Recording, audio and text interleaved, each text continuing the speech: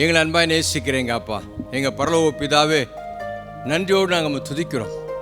சர்வ வல்லவராகிய நீர், சர்வ ஞானியாகிய நீர் அப்பா. நாங்கள் உண்மை ஜெபிக்கும் போது, துதிக்கும் போது உடைய பிரசனத்தினால நீர் எங்களை நிறைக்கிறீர், நீர் எங்களை வழிநடத்துகிறீர். அதுக்காக ஸ்தோத்திரம்.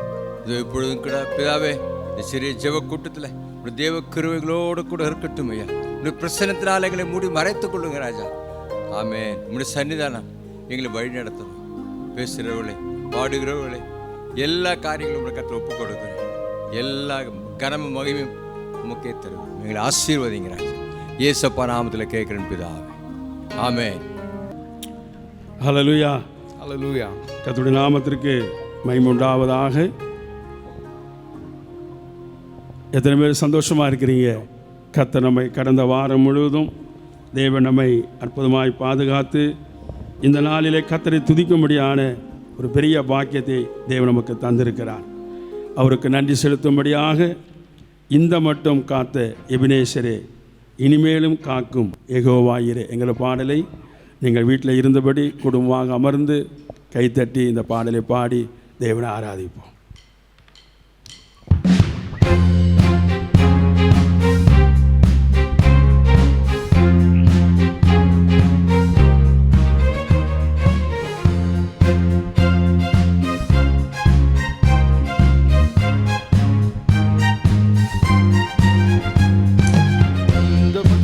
இந்த மட்டும் காத்த எபினேசரே, இனிமேலும் காக்கும் யெகோவாயிரே.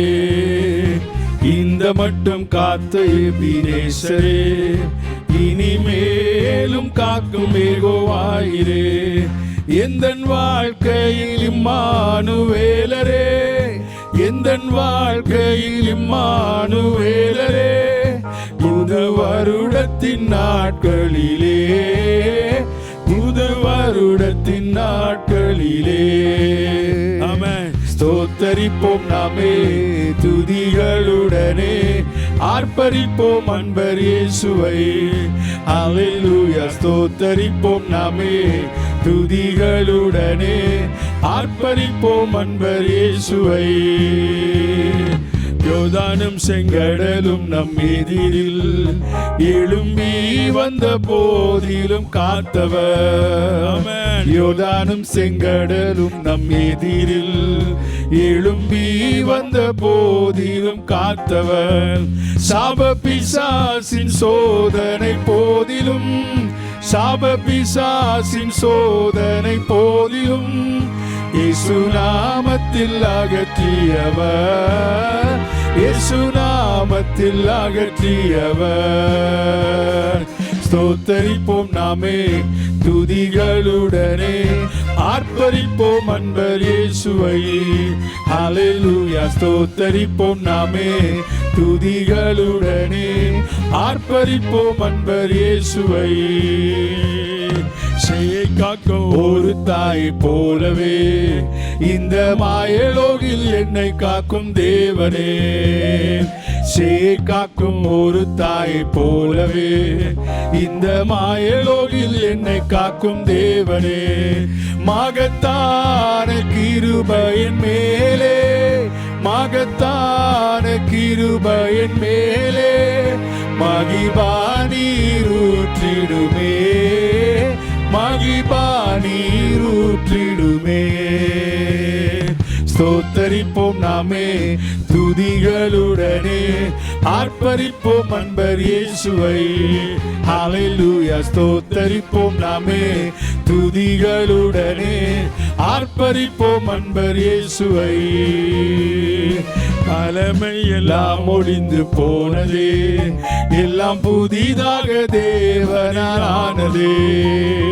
பழமை எல்லாம் ஒழிந்து போனதே, எல்லாம் புதிதாக தேவனால் ஆனதே. உந்தன் மகிமையில் இறங்கியே வாருமே, உந்தன் மகிமையில் இறங்கியே வாருமே. நாங்கள் மறுரூபம் அடைந்திடவே, நாங்கள் மறுரூபம் அடைந்திடவே. ஸ்தோத்தரிப்போம் நாமே துதிகளுடனே, ஆர்ப்பரிப்போம் அன்பர் இயேசுவை. ஹல்லேலூயா ஸ்தோத்தரிப்போம் நாமே துதிகளுடனே, ஆர்ப்பரிப்போம் அன்பர் இயேசுவை. இந்த மட்டும் காத்த எபினேசரே, இனிமேலும் காக்கும் யெகோவாயிரே. இந்த மட்டும் காத்த எபினேசரே, இனிமேலும் காக்கும் யெகோவாயிரே.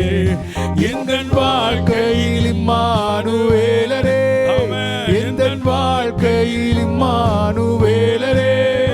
இந்த வருடத்தின் நாட்களிலே, புது வருடத்தின் நாட்களிலே, ஸ்தோத்தரிப்போம் நாமே துதிகளுடனே, ஆர்ப்பரிப்போம் அன்பர் இயேசுவை. ஹல்லேலூயா ஸ்தோத்தரிப்போம் நாமே துதிகளுடனே, ஆர்ப்பரிப்போம் அன்பர் இயேசுவை. ஹல்லேலூயா. இந்த மட்டும் தேவன் நம்மை அற்புதமாய் பாதுகாத்தார். பயங்கரமான இந்த கொடிய வியாதியிலிருந்து உங்களை என்னையும் தேவன் கிருபையினால் நம்மை பாதுகாத்து இனிமேலும் பாதுகாக்க அவர் யெகோவாய் ஈரேவாய் இருக்கிறார். ஹல்லேலூயா. அவர் நம்மோடு கூட இருக்கிறார். எவ்வளோ அருமையான ஒரு பாக்கியம். உலகத்தில் எவ்வளோ ஜனங்கள் இந்த வியாதினை அழிந்து கொண்டிருக்கும் பொழுது தம்முடைய பிள்ளைகளை அவர் கிருபையினால் நம்மை பாதுகாத்தார். கரங்களை ஊற்றி ஒரு அல்லேலூயா சொல்லுவோமா? ஹல்லேலூயா. Praise the Lord. இன்னொரு பாட்டு பாடி கர்த்தரை ஆராதிப்போம். கர்த்தர் நல்லவர், அவருடைய கிருபை என்றும் உள்ளது. தேவனுடைய கிருபை நம்மை அருமையாய் பாதுகாத்து வருகிறார். வேதத்தில் வாசிக்கிறோம், நாம் நிர்மூலமாக அது இருக்கிறது அவருடைய கிருபையே. அவருடைய கிருபையினால தான் தேவன் நம்மை இம்மட்டுமாய் பாதுகாத்து வருகிறார். இந்த வியாதி உலகம் முழுவதும் பரவியிருந்தது. ஒரு சில அரசர் குடும்பத்திற்கு கூட இந்த வியாதி புகுந்தது. ஆனால் கர்த்தர் உங்களையும் என்னையும் அற்புதமாய் பாதுகாத்தார். நன்றியுள்ளவர்களாய் நாம் கர்த்தரை ஆராதிப்போம். எல்லாவற்றுக்கும் கர்த்தர் ஒரு முடிவு உண்டாக்குவார். வருகிற நாட்களிலே தொடர்ந்து நார்மலாகும்படியாய் கர்த்தர் நம்மோடு கூட இருந்து நம்மை அருமையாக நடத்துவாராக. உன்னதரே, என் நேசரே, உமது பேரன்பினால் அசைவராதிருப்புங்கிற பாடலை எல்லாரும் கரங்களை தட்டி உற்சாகமாய் பாடி கர்த்தருக்கு நன்றி செலுத்துவோம்.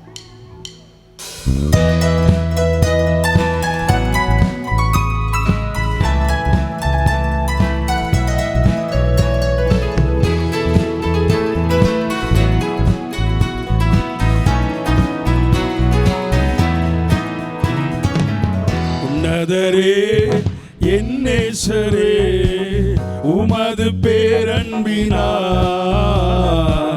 அசைவுறாதிருப்பே.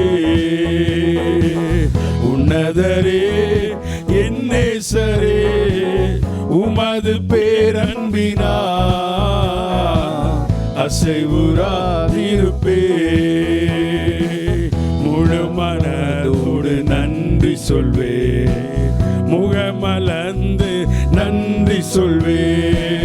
முழு மனதோடு நன்றி சொல்வே, முகமலர்ந்து நன்றி சொல்வே. கூப்பிட்ட நாளில் பதில் தந்தீரே, ஆத்துமா வாழ வேளன் தந்தீரே. கூப்பிட்ட நாளில் பதில் தந்தீரே, ஆத்துமா வாழ வேளன் தந்தீரே. உன்னதரே, என் நேசரே, உமது பேரன்பினால் அசைவுறாதிருப்பே. உன்னதரே, என் நேசரே, உமது பேரன்பினால் அசைவுறாதிருப்பே. உன்னதத்தில் நீர் வாழ்ந்தாலும் நலிந்தோரை கண்ணோக்கி பார்க்கின்றீர். உன்னதத்தில் நீர் வாழ்ந்தாலும் நலிந்தோரை கண்ணோக்கி பார்க்கின்றீர். துன்பத்தின் நடுவே நடந்தாலும் துரிதமாய் என்னை உயிர்ப்பிக்கின்றீர். துன்பத்தின் நடுவே நடந்தாலும் துரிதமாய் என்னை உயிர்ப்பிக்கிறீர். உன்னதரே என் இயேசுவே உமது பேரன்பினால் அசைவுறாதிருப்பே. உன்னதரே என் இயேசுவே உமது பேரன்பினால் அசைவுறாதிருப்பே. வலது கரத்தால் காப்பாற்றினே வாக்கு தத்தங்கள் நிறைவேற்றினே. ஆமென். வலது கரத்தால் காப்பாற்றினே வாக்கு தத்தங்கள் நிறைவேற்றினே. எனக்காயாவையும் செய்து முடித்தீர் என்றும் உள்ளது உமது அன்பு. எனக்காயாவையும் செய்து முடித்தீர் என்றும் உள்ளது உமது அன்பு. உன்னதரே என் இயேசுவே உமது பேரன்பினால் அசைவுறாதிருப்பே. உன்னதரே என் நேசரே உமது பேரன்பினால் அசைவுறாதிருப்பே.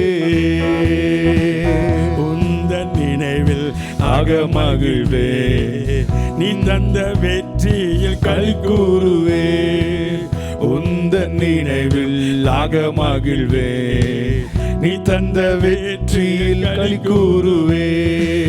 மனதின் ஏக்கங்கள் மாலர செய்தீர் வாய்விட்டு கேட்டதை மறுக்கவில்லை. மனதின் ஏக்கங்கள் மாலர செய்தீர் வாய்விட்டு கேட்டதை மறுக்கவில்லை. உன்னதரே என் நேசரே உமது பேரன்பினால் அசைவுறாதிருப்பே. உன்னதரே என் நேசரே உமது பேரன்பினால் அசைவுறாதிருப்பே. ஹல்லேலூயா. கர்த்தர் எப்பொழுதும் எனக்கு முன்பதாக வைத்திருக்கிறேன். அவர் என் வலது பார்த்து இருக்கிறபடியால் நாம் அசைக்கப்படுவதில்லை. இனி எவ்வளவு நாளைக்கு என்று சொல்லி பயப்படாதீங்க.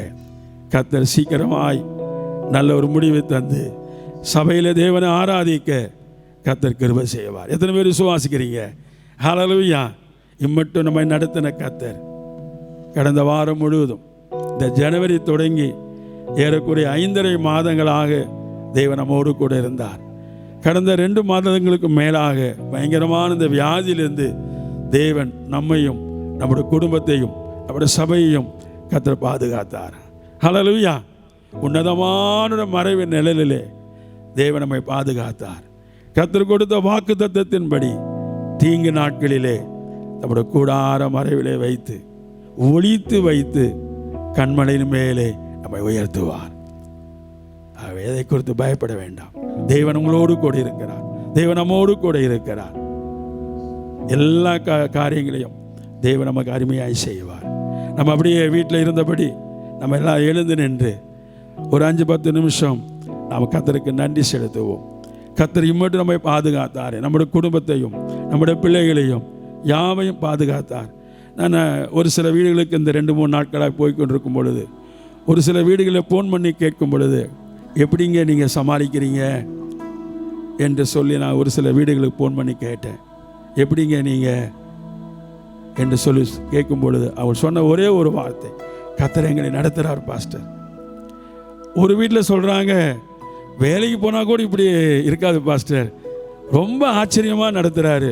3 வேளை நல்லா சாப்பிட்றோம், நல்லா ஜெபிக்கிறோம், நல்ல தேவனை ஆராதிக்கிறோம் என்று சொல்லி சந்தோஷமாய் சொல்கிறாங்க. பஞ்சகாலத்தில் எலியாவை போஷித்த ஆண்டவர், சாரிபாத்து ஊரில் அந்த விதவியை போஷித்த ஆண்டவர் தான் நாம் ஆராதிக்கிறோம். நிச்சயமாய் அவரை போஷித்தது உண்மையானால் கர்த்தர் நம்மையும் போஷிக்க அவர் அதிக வல்லமுள்ளவராக இருக்கிறார். ஆமென். ஹல்லேலூயா. நம்மளாம் எழுந்து நின்று நம்ம அப்படியே கண்களை மூடினவர்களாய் கர்த்தருக்கு நன்றி செலுத்துவோம். நீர் எனக்கு மறைவிடமாக இருக்கிறீர். நீரே என் நம்பிக்கை, நீரே என் கோட்டை, நீரே என் ரட்சகர். ஹல்லேலூயா. உள்ளத்தின் ஆழத்திலிருந்து நாம் தேவனுக்கு நன்றி செலுத்தி நம்ம அப்படியே கரங்களை உயர்த்தி வாய்களை திறந்து நாம் தேவனை ஆராதிப்போம். உங்கள் வீட்டுக்குள்ளே இயேசு வந்திருக்கிறார். 2 அல்லது 3 பேர் நாமத்தினால் எங்கே கூடியிருக்கிறீர்களோ அங்கே அவர் வந்திருக்கிறார். நீங்கள் வீட்டில் ஆரம்ப ஜெபம் பண்ணும்போதே தேவனை ஆராதித்தபடினால் உங்கள் வீட்டுக்குள்ளே இயேசு வந்திருக்கிறார். அவரை கனப்படுத்தும்படியாக நம்ம கரங்களை உயர்த்தி ஆராதிப்போம். இயேசுவே நீ நல்லவர், இயேசுவே நீ வல்லவர், இயேசுவே நீ போதுமானவர், சர்வ வல்லமுள்ள தேவனே நாங்கள் உம்மை ஆராதிக்கிறோம். கடந்த வாரமெல்லாம் கண்மணி போல் எங்களை பாதுகாத்தீரப்பா. எல்லா தீங்கிற்கு விலைக்கு காத்து கொண்டீரப்பா. ஆண்டவர் வீட்டில் இருந்தாலும் தெய்வ பிரசன்னம் எங்களோடு கூட இருந்ததற்காக ஸ்தோத்திரம். பகலில் பறக்கிற அம்பு, இருளில் நடமாறு கொள்ளை நோய், மத்தியானத்தில் பாலாக்க சங்காரம், இவைகளுக்கெல்லாம் தேவன் எங்களை அற்புதமாய் பாதுகாத்தீரே, உமக்கு நாங்கள் நன்றி செலுத்துகிறோம். தேவன் எங்களுக்கு அடைக்கலமும் பலனும் ஆபத்து காலத்தில் அனுகூலமான துணையாக இருந்தீரப்பா. எங்களுடைய எல்லா குறைகளின் மத்தியிலும் நீ நிறைவாக இருந்தீர் ஆண்டவரே. எங்களுடைய தேவையெல்லாம் நீங்கள் சந்தித்த ஆண்டவரே. ஹல்லேலூயா, ஹல்லேலூயா. எல்லா சூழ்நிலையிலையும் கத்திரங்களோடு கூட இருந்தீர் ஆண்டவரே. உண்ண உணவும் உடுக்க உடையும் இருக்க தந்த வீடு கொடுத்திருக்கா ஸ்தோத்திரம் ஆண்டவரே. உங்களுடைய ரட்சிப்பு எங்களுக்கு தந்திருக்கா ஸ்தோத்திரம். பாவ மன்னிப்பு நிச்சயத்தை தந்திருக்கா ஸ்தோத்திரம். உங்களுடைய பாதுகாப்புக்கா ஸ்தோத்திரம் ஆண்டவரே. ஸ்தோத்திரம், ஸ்தோத்திரம், ஸ்தோத்திரம். ஹல்லேலூயா, ஹல்லேலூயா, ஹல்லேலூயா, ஹல்லேலூயா. கடந்த வாரம் முழுவதும் தேவனமே அற்புதமாய் பாதுகாத்தபடினால கரங்களை தட்டி கத்திர மகிமைப்படுத்துவோம். ஸ்தோத்திரம், ஸ்தோத்திரம், ஸ்தோத்திரம். இம்மட்டும் நம்மை நடத்தின தேவன் வரும் நாட்களே தேவன் நம்மை அற்புதமாய் நடத்த போவதற்காக கதிரை ஸ்தோத்திரம் பண்ணுவோம். ஹல்லேலூயா, ஹல்லேலூயா, ஹல்லேலூயா. நாம் நினைப்பதற்கும் என்னவதற்கும் மேலான காரியங்களை செய்வார். துன்பத்தை கண்ட நாட்களுக்கு தக்கபடி கர்த்தர் உங்களை மகிழ்ச்சியாக்குவார். அதில் எந்த விதமான சந்தேகம் இல்லை. வரும் நாட்களில் கர்த்தர் உங்களுக்கு சகலவித ஆசீர்வாதங்களோடு கூட கர்த்தர் உங்களை அற்புதமாய் நடத்துவார். கர்த்தரை நம்புகிற பிள்ளைகளை அவர் ஒருபோதும் மறக்கிறதில்லை. என் ஜனங்கள் ஒருபோதும் வெட்கப்பட்டு போவதில்லை. ஹல்லேலூயா, ஹல்லேலூயா, ஹல்லேலூயா. அப்படி ஆராதித்தவர்களாய் தேவனுக்கு நன்றி செலுத்துவோம். Hallelujah, hallelujah. Praise the Lord. ஆமென்.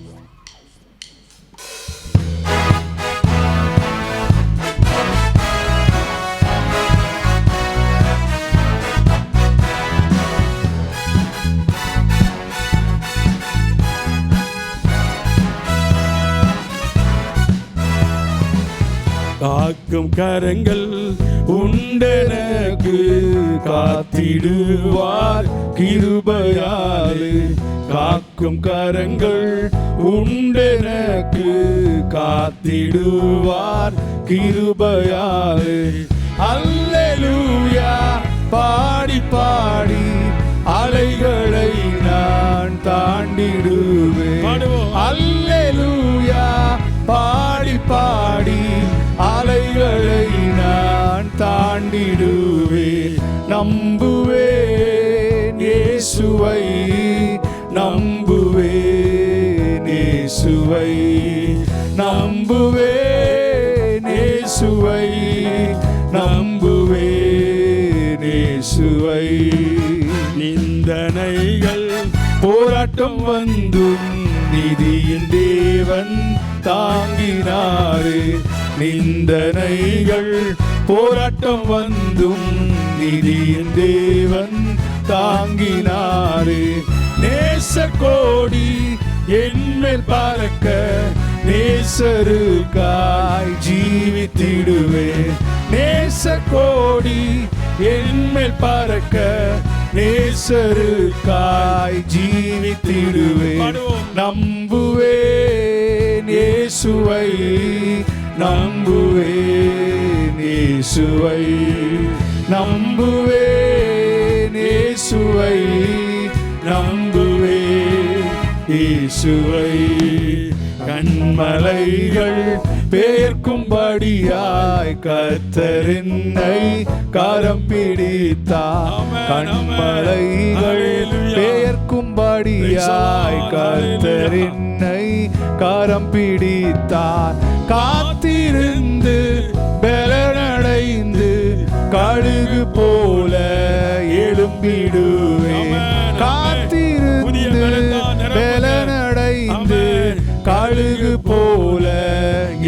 விடுவேன். நம்புவேன் இயேசுவை, நம்புவேன் இயேசுவை, நம்புவேன் இயேசுவை, நம்புவேன் இயேசுவை. அத்திமரம் துளிர் விடாமல் ஆட்டு மந்தை முதலற்றாலும், அத்திமரம் துளிர் விடாமல் ஆட்டு மந்தை முதலற்றாலும், கர்த்தருக்கு காத்திருப்போர் வெட்கப்பட்டு போவதில்லை. கர்த்தருக்கு காத்திருப்போர் வெட்கப்பட்டு போவதில்லை. நம்பருக்கு காத்திருப்போர் வெட்கப்பட்டு போவதில்லை. கர்த்தருக்கு காத்திருப்போர் வெட்கப்பட்டு போவதில்லை. நம்புவேன் இயேசுவை, நம்புவேன் இயேசுவை, நம்புவேன் இயேசுவை, நம்புவேன் இயேசுவை. உம்மாலே நான் ஒரு சேனைக்குள் பாய்வேன், உம்மாலே நான் ஒரு சேனைக்குள் பாய்வேன். மதிலை தாண்டிடுவேன், நான் மதிலை தாண்டிடுவேன். உம்மாலே நான் ஒரு சேனைக்குள் பாய்வேன், உம்மாலே நான் ஒரு சேனைக்குள் பாய்வேன். மதிலை தாண்டிடுவேன், மதிலை தாண்டிடுவேன். ஐயா ஸ்தோத்திரம், இசையா ஸ்தோத்திரம், ஐயா ஸ்தோத்திரம், இசையா ஸ்தோத்திரம். எனது விளக்கு எரிய செய்தீர், எனது விளக்கை எரிய செய்தீர். இருளை ஒளியாக்கினீர், இருளை ஒளியாக்கினீர். ஸ்தோத்திரம் இசையா ஸ்தோத்திரம், ஐயா ஸ்தோத்திரம், இசையா ஸ்தோத்திரம். வேலத்தால் இடை கட்டி வழியை செவ்வையாக்கி, வேலத்தால் இடை கட்டி வழியை செவ்வையாக்கி வாழ வைத்தவரே, சொல்லுவோமா? வாழ வைத்தவரே.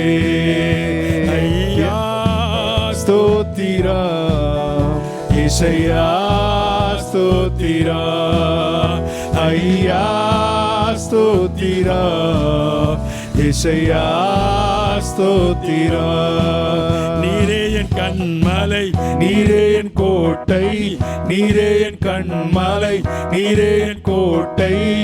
எனது அடைக்கலமே, எனது அடைக்கலமே. ஐயா ஸ்தோத்திரம், இசையா ஸ்தோத்திரம், ஐயா ஸ்தோத்திரம், இசையா ஸ்தோத்திரம். இம்மட்டும் காத்தீர் இனிமேலும் காப்பீர், இம்மட்டும் காத்தீர் இனிமேலும் காப்பீர். என்னாலும் துதித்திடுவே, என்னாலும் துதித்திடுவே. ஐயா ஸ்தோத்திரம், இசையா ஸ்தோத்திரம், ஐயா ஸ்தோத்திரம், இசையா ஸ்தோத்திரம். அற்புதம் செய்தீர், அதிசயம் செய்தீர், அற்புதம் செய்தீர், அதிசயம் செய்தீர். அப்பனே உம்மை துதிப்பே, அப்பனே உம்மை துதிப்பே. ஐயா ஸ்தோத்திரம், இசையா ஸ்தோத்திரம், ஐயா ஸ்தோத்திரம், இசையா ஸ்தோத்திரம். உம்மாலே நான் ஒரு சேனைக்குள் பாய்வேன், உம்மாலே நான் ஒரு சேனைக்குள் பாய்வேன், மாதிலை தாண்டிடுவே, மாதிலை தாண்டிடுவே.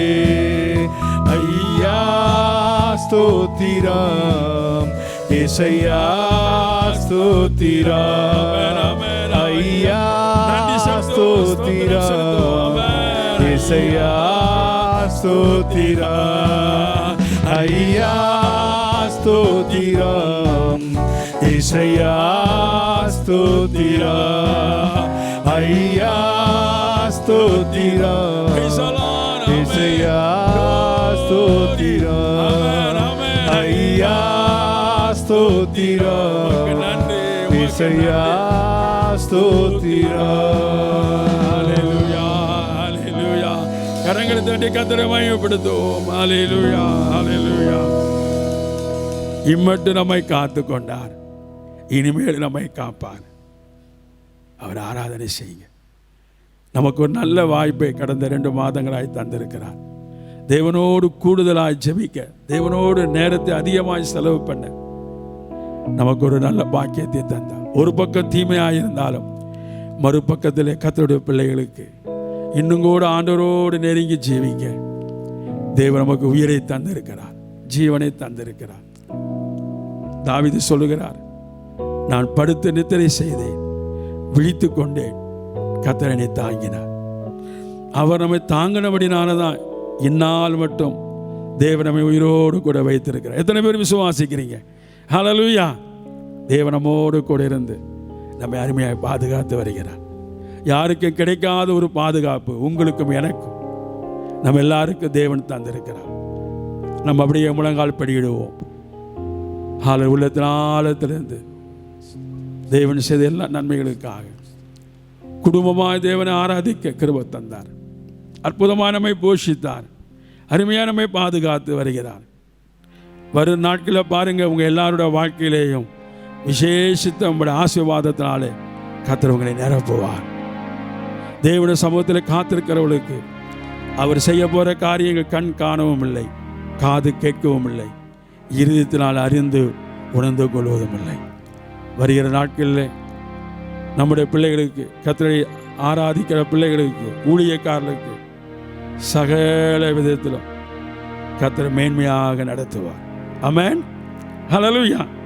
நம்ம அப்படியே கண்களை மூடினவர்களாய் தேவ சமூகத்தில் கர்த்தரை நோக்கி பார்ப்போம். என்னை நீங்கள் உயிரோடு வச்சிங்களே, உமக்கு நன்றி ஆண்டவரே. என்னை உயிரோடு காத்தீங்களே, உமக்கு நன்றி ஆண்டவரே. உம்முடைய உள்ளங்கையில் வைத்து எங்களை வரைந்து கொண்டீரே, உமக்கு நன்றி ஆண்டவரே என்று சொல்லி கண்களை மூடினவளாய் இந்த பாடலை பாடி கர்த்தருக்கு நன்றி செலுத்தி நம்ம கர்த்தருடைய சமூகத்திலே ஒப்பு கொடுப்போம். ஹல்லேலூயா.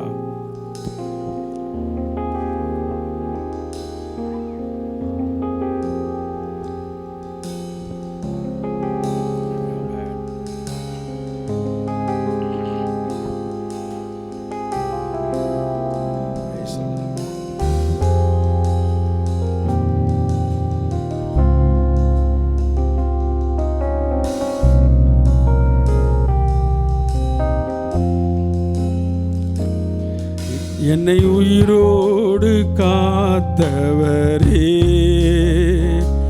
அப்பா நன்றி. கரங்களை உயர்த்தி முழங்கால் படியிட்டு, என்னை உயிரோடு வைத்தவரே அப்பா நன்றி. என்னை உயிரோடு காத்தவரே அப்பா நன்றி. என்னை உயிரோடு வைத்தவரே அப்பா நன்றி. உள்ளம் கையில் என்னை வரைந்தவரே, என் ஜீவிய நாட்கள் உம் கரத்தில். உள்ளங்கையில் என்னை வரைந்தவரே, என் ஜீவிய நாட்கள் உம் கரத்தில் உம் சித்தம் செய்ய விரும்புகிறே. கிருபையாய் தந்த வாழ்விலே உம் சித்தம் செய்ய விரும்புகிறே.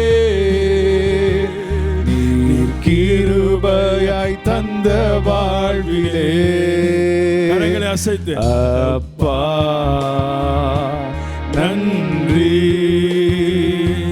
ராஜா நன்றி, அப்பா நன்றி, ராஜா நன்றி. என்னை உயிரோடு காத்தவரே, அப்பா நன்றி. என்னை உயிரோடு வைத்தவரே, அப்பா நன்றி. கடந்த நாட்கள் என்னை கண்மணி போல் காத்தவரே, என்றும் நன்றி ஐயா. கடந்த நாட்கள் என்னை கண்மணி போல் காத்தவரே, என்றும் நன்றி ஐயா. வாழ்வில் இனி வரும் நாட்களெல்லாம் உம் கரங்களில் ஏந்திடுமே. வாழ்வில் இனி வரும் நாட்களெல்லாம் உம் கரங்களில் ஏந்திடுமே. அப்பா நன்றி, ராஜா நன்றி, அப்பா நன்றி, ராஜா நன்றி. என்னை உயிரோடு காத்தவரே, அப்பா நன்றி. என்னை உயிரோடு வைத்தவரே, அப்பா நன்றி, ராஜா நன்றி, அப்பா நன்றி, ராஜா நன்றி. ஹல்லேலூயா, ஹல்லேலூயா, ஹல்லேலூயா,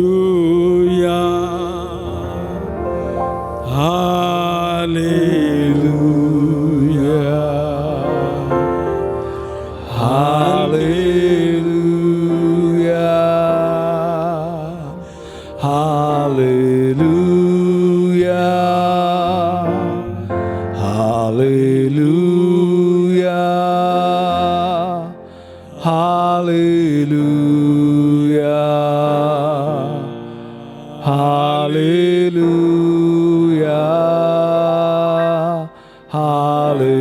ஹல்லேலூயா,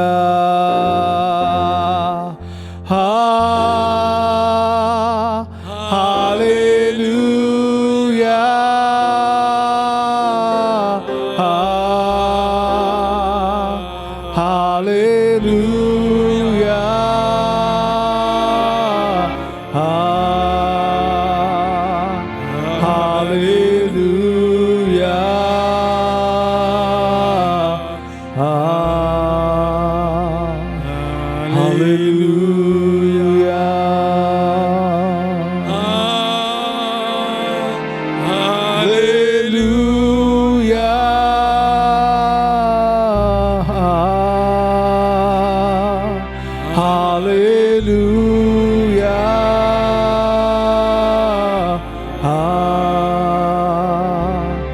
Hallelujah.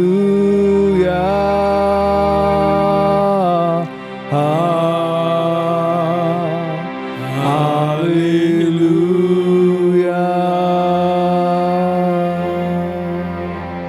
எல்லாரும் ஜெப நிலைமையிலேயே கண்களை மூடி கர்த்தரை நோக்கி பார்ப்போம்.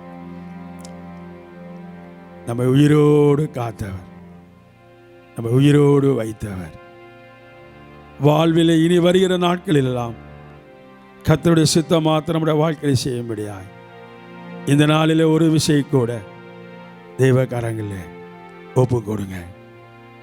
கர்த்தர் உங்களை கொண்டு பெரிய காரியங்களை செய்வார். இந்த நாட்களில் அர்ப்பணிக்கிற குடும்பத்தை கர்த்தர் எதிர்பார்க்கிறார். கர்த்தர் நிச்சயமாகவே உங்களை நடத்துவார், போஷிப்பார், பராமரிப்பார், பரிசுத்தப்படுத்துவார். ஆமென், ஆமென். மகா பரிசுத்தமுள்ள பிதாவே, இந்த நல்ல அருமையான வேலைக்காய் ஸ்தோத்திரம் ஆண்டவரே. இந்த நாளிலே, இந்த 3வது ஞாயிற்றுக்கிழமை ஆராதனையிலே தேவன் மகிமைப்பட்டதற்காய் ஸ்தோத்திரம். இவ்வளோ நேரம் உடைய பிரசன்னம் எங்கள் மத்தியில் இருந்து எங்களை ஆசீர்வதித்திற்காய் ஸ்தோத்திரம். எங்களுடைய சபையார் யாவரையும் ஒரு விஷயம் கூட உடைய கரத்தில் ஒப்புக் கொடுக்கிறோம். இம்மட்டும் நடத்தின கர்த்தர் தொடர்ந்து அவள் அற்புதமாய் வருகிற நாட்களிலே இந்த மாதம் முடிய அற்புதமாய் நடத்துவீராக. ஆவிக்குரிய பூமிக்குரிய பொருளாதார சகல தேவைகளையும் கர்த்தர் சந்திப்பீராக. உடைய பிள்ளைகளை கர்த்தர் அபிரதமாய் ஆசீர்வதிக்கும்படிக்காய் ஜெபிக்கிறோம். கண்ணீரோடு, பாரத்தோடு, கவலையோடு, வேதனையோடு, துக்கத்தோடு இருக்கிற மக்களுக்கு கர்த்தர் இந்த நாட்களில் விடுதலை கொடுப்பீராக, ஜெயத்தை கொடுப்பீராக. எங்களுடைய சபையில் இருக்கிற ஏழை ஜனங்களுக்காய், எளியவர்களுக்காய், திக்கற்றவர்களுக்காய், விதவைகளுக்காய் ஜெபிக்கிறோம். கர்த்தருடைய கண்ணீரெல்லாம் துடைப்பீராக. ஹல்லேலூயா. எங்களுடைய சபையார் யாவரையும் உங்களுடைய கரத்தில் ஒப்புக் கொடுக்கிறோம். தேவையில்லெல்லாம் கர்த்தர் சந்திப்பீராக. யாராவது சுகமில்லாமல் இருப்பார்கள், ஆனால் ஆண்டவரே அவளை தொடுவீராக. அற்புதமான சுகத்தை கொடுத்து சாட்சியாய் கர்த்தர் நிறுத்தும்படிக்காக ஜெபிக்கிறோம். பணப்பிரச்சனை, கணப்பிரச்சனை உள்ள மக்களுக்காக ஜெபிக்கிறோம். கர்த்தர் விடுதலை கொடுப்பீராக. இந்த கொரோனா வைரஸினால் பாதிக்கப்பட்டிருக்கிற, தனிமைப்படுத்தப்பட்டிருக்கிற ஜனங்களுக்காக ஜெபிக்கிறோம். நாங்கள் சபையாராக ஜெபிக்கிறோம் ஒரு மனதோடு. ஏசப்பா, அவளுக்கு நல்ல ஒரு ஆறுதலை கொடுப்பீராக. அதிலிருந்து அவள் வெளியே வரும்படியாக கர்த்தர் கிருபை செய்வீராக. எங்களுடைய இந்திய தேசத்தை உடைய கருத்தில் ஒப்புக் கொடுக்கிறோம். கொரோனா இல்லாத தேசமாக கர்த்தர் தாமே ஆசீர்வதித்து தருவீராக. இந்த வைரஸை உண்டாக்குற கிருமிகள் எல்லாம் இயேசுவின் நாமத்தினால் அழிக்கிறோம், இயேசுவின் ரத்தத்தினால் அழிக்கிறோம் ஆண்டவரே. ஹல்லேலூயா. குறிப்பாக மும்பை பட்டணத்திற்காக, டெல்லிக்காக ஆண்டவரே, தகப்பனே, குஜராத்துக்காக, ராஜஸ்தானுக்காக, மத்திய பிரதேசத்திற்காக, தமிழ்நாடு, கேரளா, ஆந்திராவுக்காக, கர்நாடகாவுக்காக ஜெபிக்கிறோம். எங்களுடைய இந்தியா முழுவதும் இந்த கிருமிகள் இல்லாதபடிக்கு ஆண்டவராக இயேசுவின் ரத்தத்தினாலே அழிக்கிறோம் ஆண்டவரே. ஆண்டவரே உமக்கு நன்றி. எங்கள் தலைமை போதகர் ஐயாவுக்காக, பாஸ்டம்மாவுக்காக, பிள்ளைகளுக்காக, குடும்பங்களுக்காக ஜெபிக்கிறோம். சபையாருக்காக ஜெபிக்கிறோம். இப்பொழுது செய்தி கொடுக்கிற நம்முடைய மகனுக்காக ஜெபிக்கிறோம். கர்த்தர் அபிஷேகத்தோடு பயன்படுத்துவீராக. தொடர்ந்து எங்களோடு பேசுங்க. தொடர்ந்து தெய்வ பிரசன்னம் எங்களை நடத்துவீராக. இயேசு நாமத்தில் கேட்கிறோம் பிதாவே. ஆமென். Praise the Lord. கர்த்தருக்கு ஸ்தோத்திரம். It's a joy for me to join with you in worshiping the Lord this morning. உங்களோடு சேர்ந்து ஆண்டவரை ஆராதிப்பது, இந்த காலை வேளையில் உங்களோடு சேர்ந்து ஆராதிப்பது எங்களுக்கு மிகுந்த மகிழ்ச்சி. I trust that the Lord has been good to you in your lives. நான் நம்புகிறேன் ஆண்டவர் உங்கள் வாழ்க்கையில் உண்மையுள்ளவராக இருந்திருப்பார். In these days of uncertain times, the Lord has been a refuge, I believe, in your lives. இந்த நிலையற்ற நாட்களில் ஆண்டவர் உங்களுக்கு தஞ்சமா இருந்திருப்பார் என்று சொல்லி நான் விசுவாசிக்கிறேன். And even the days ahead, God will be a refuge in your lives. இனி வருகிற காலங்களிலும் அவரே நமக்கு தஞ்சமா இருப்பார். Let me share a word that I believe is very important for you to know and understand.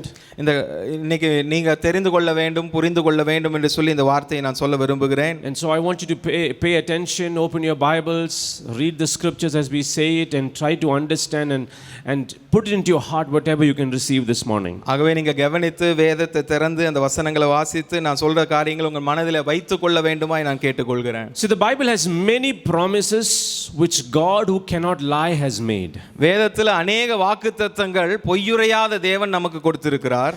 Not only that, God who made these promises has the power to fulfill these promises. இந்த வாக்குத்தத்தங்களை செய்தவர் அதை செய்ய, அதை நிறைவேற்ற அவர் வல்லமுள்ளவராக இருக்கிறார். But the question is, why have I or you or us not entered into many of these promises? ஆனா கேள்வி என்ன, அநேக இந்த வாக்குத்தத்தங்களுக்குள் நீங்களும் நானும் ஏன் அநேக வாக்குத்தத்தங்களுக்குள் இன்னும் நாம் பிரவேசிக்கவில்லை? Why have we not inherited those promises? இந்த வாக்குத்தத்தங்கள்லாம் ஏன் இன்னும் நான் சுதந்தரித்துக் கொள்ளவில்லை? So how do I inherit the promises that God has made for me? அப்ப ஆண்டவர் எனக்காக கொடுக்கப்பட்டதான வாக்குத்தத்தங்கள் எல்லாம் எப்படி நான் சுதந்தரித்துக் கொள்வேன்? And let's read from Hebrews chapter 6. எபிரேயர் 6வது அதிகாரத்திலிருந்து நாம் வாசிக்கலாம். Verses 11 through to 15. 11 15 வரை. நீங்கள் அசதியாயிராமல் வாக்குத்தத்தமான ஆசீர்வாதங்களை விசுவாசத்தினாலும் நீடிய பொறுமையினாலும் சுதந்தரித்துக் கொள்ளுகிறவர்களை பின்பற்றுவர்களாயிருந்து உங்களுக்கு நம்பிக்கையின் பூர்ண நிச்சயம் உண்டாகும்படி நீங்கள் யாவரும் முடிவு பரியந்தம் அப்படியே ஜாக்கிரதையை காண்பிக்க வேண்டும் என்று ஆசையா இருக்கிறோம். ஆபிரகாமுக்கு தேவன் வாக்குத்தத்தம் பண்ணின போது ஆணையிடும்படி தமிழும் பெரியவர் ஒருவரும் இல்லாதபடினாலே தமது பேரிலே தானே ஆணையிட்டு நிச்சயமாகவே நான் ஆசீர்வதித்து உன்னை பெருகவே பெருக பண்ணுவேன் என்றார். அந்தபடியே அவன் பொறுமையாய் காத்திருந்து வாக்குத்தத்தம் பண்ணப்பட்டதை பெற்றான். Hallelujah. Hallelujah. If we look at the context of this particular scripture in the book of Hebrews, எபிரேய புத்தகத்தில் இருக்கக்கூடிய இந்த வசனத்தினுடைய பின்னணி நாம் பார்ப்போமேயானால், the writer is criticizing the Jewish Christians. இந்த யூத கிறிஸ்தவரை அவர் குறை சொல்லுகிறார் பாருங்க. He's talking about their lack of spiritual maturity and their shallow faith. அவங்க அந்த யூத கிறிஸ்தவர்களுக்கு இருந்ததான அந்த ஆவிக்குரிய முதிர்ச்சி இல்லாததை பார்த்து அவருடைய மேலோட்டமான விசுவாசத்தை பார்த்து அவர் பேசுகிறார். And so the intent of the writer here is not to intimidate them or to criticize them, but he is rather trying to encourage them in their spiritual growth. அப்ப இந்த எழுதுகிறவர் அவரை பயமுறுத்துவதற்காக அந்த காரியங்கள் எழுதவில்லை. அவர்கள் தங்களுடைய ஆவிக்குரிய வாழ்க்கையில வளருவதற்காக உற்சாகப்படுத்துவதற்காக சில காரியங்களை சொல்லுகிறார். And this is the reason why I have chosen the scriptures to speak to you this morning. அதனால தான் இந்த காலை வேளையில இந்த வசனத்தை தெரிந்தெடுத்து உங்களோடு கூட நான் பேச தேர்ந்தெடுத்து இருக்கிறேன். I don't want us to be fearful Christians or believers. நாம பயமுள்ள கிறிஸ்தவர்களா இருக்கணும்னு சொல்லி நான் சொல்லல.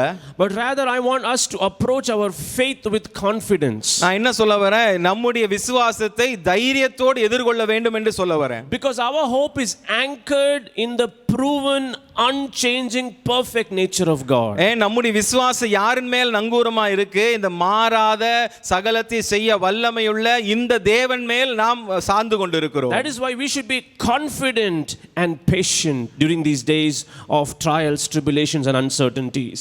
அதனால தான் இந்த நிலையற்ற நாட்களிலே, பிரச்சனை இருக்கிற நாட்களிலே நீங்கள் நம்பிக்கை இல்லாமல் விசுவாசம் உள்ளவர்களா இருக்க வேண்டும் என்று சொல்லுகிறேன். In verse 12 specifically in the Tamil Bible, it's verse 11.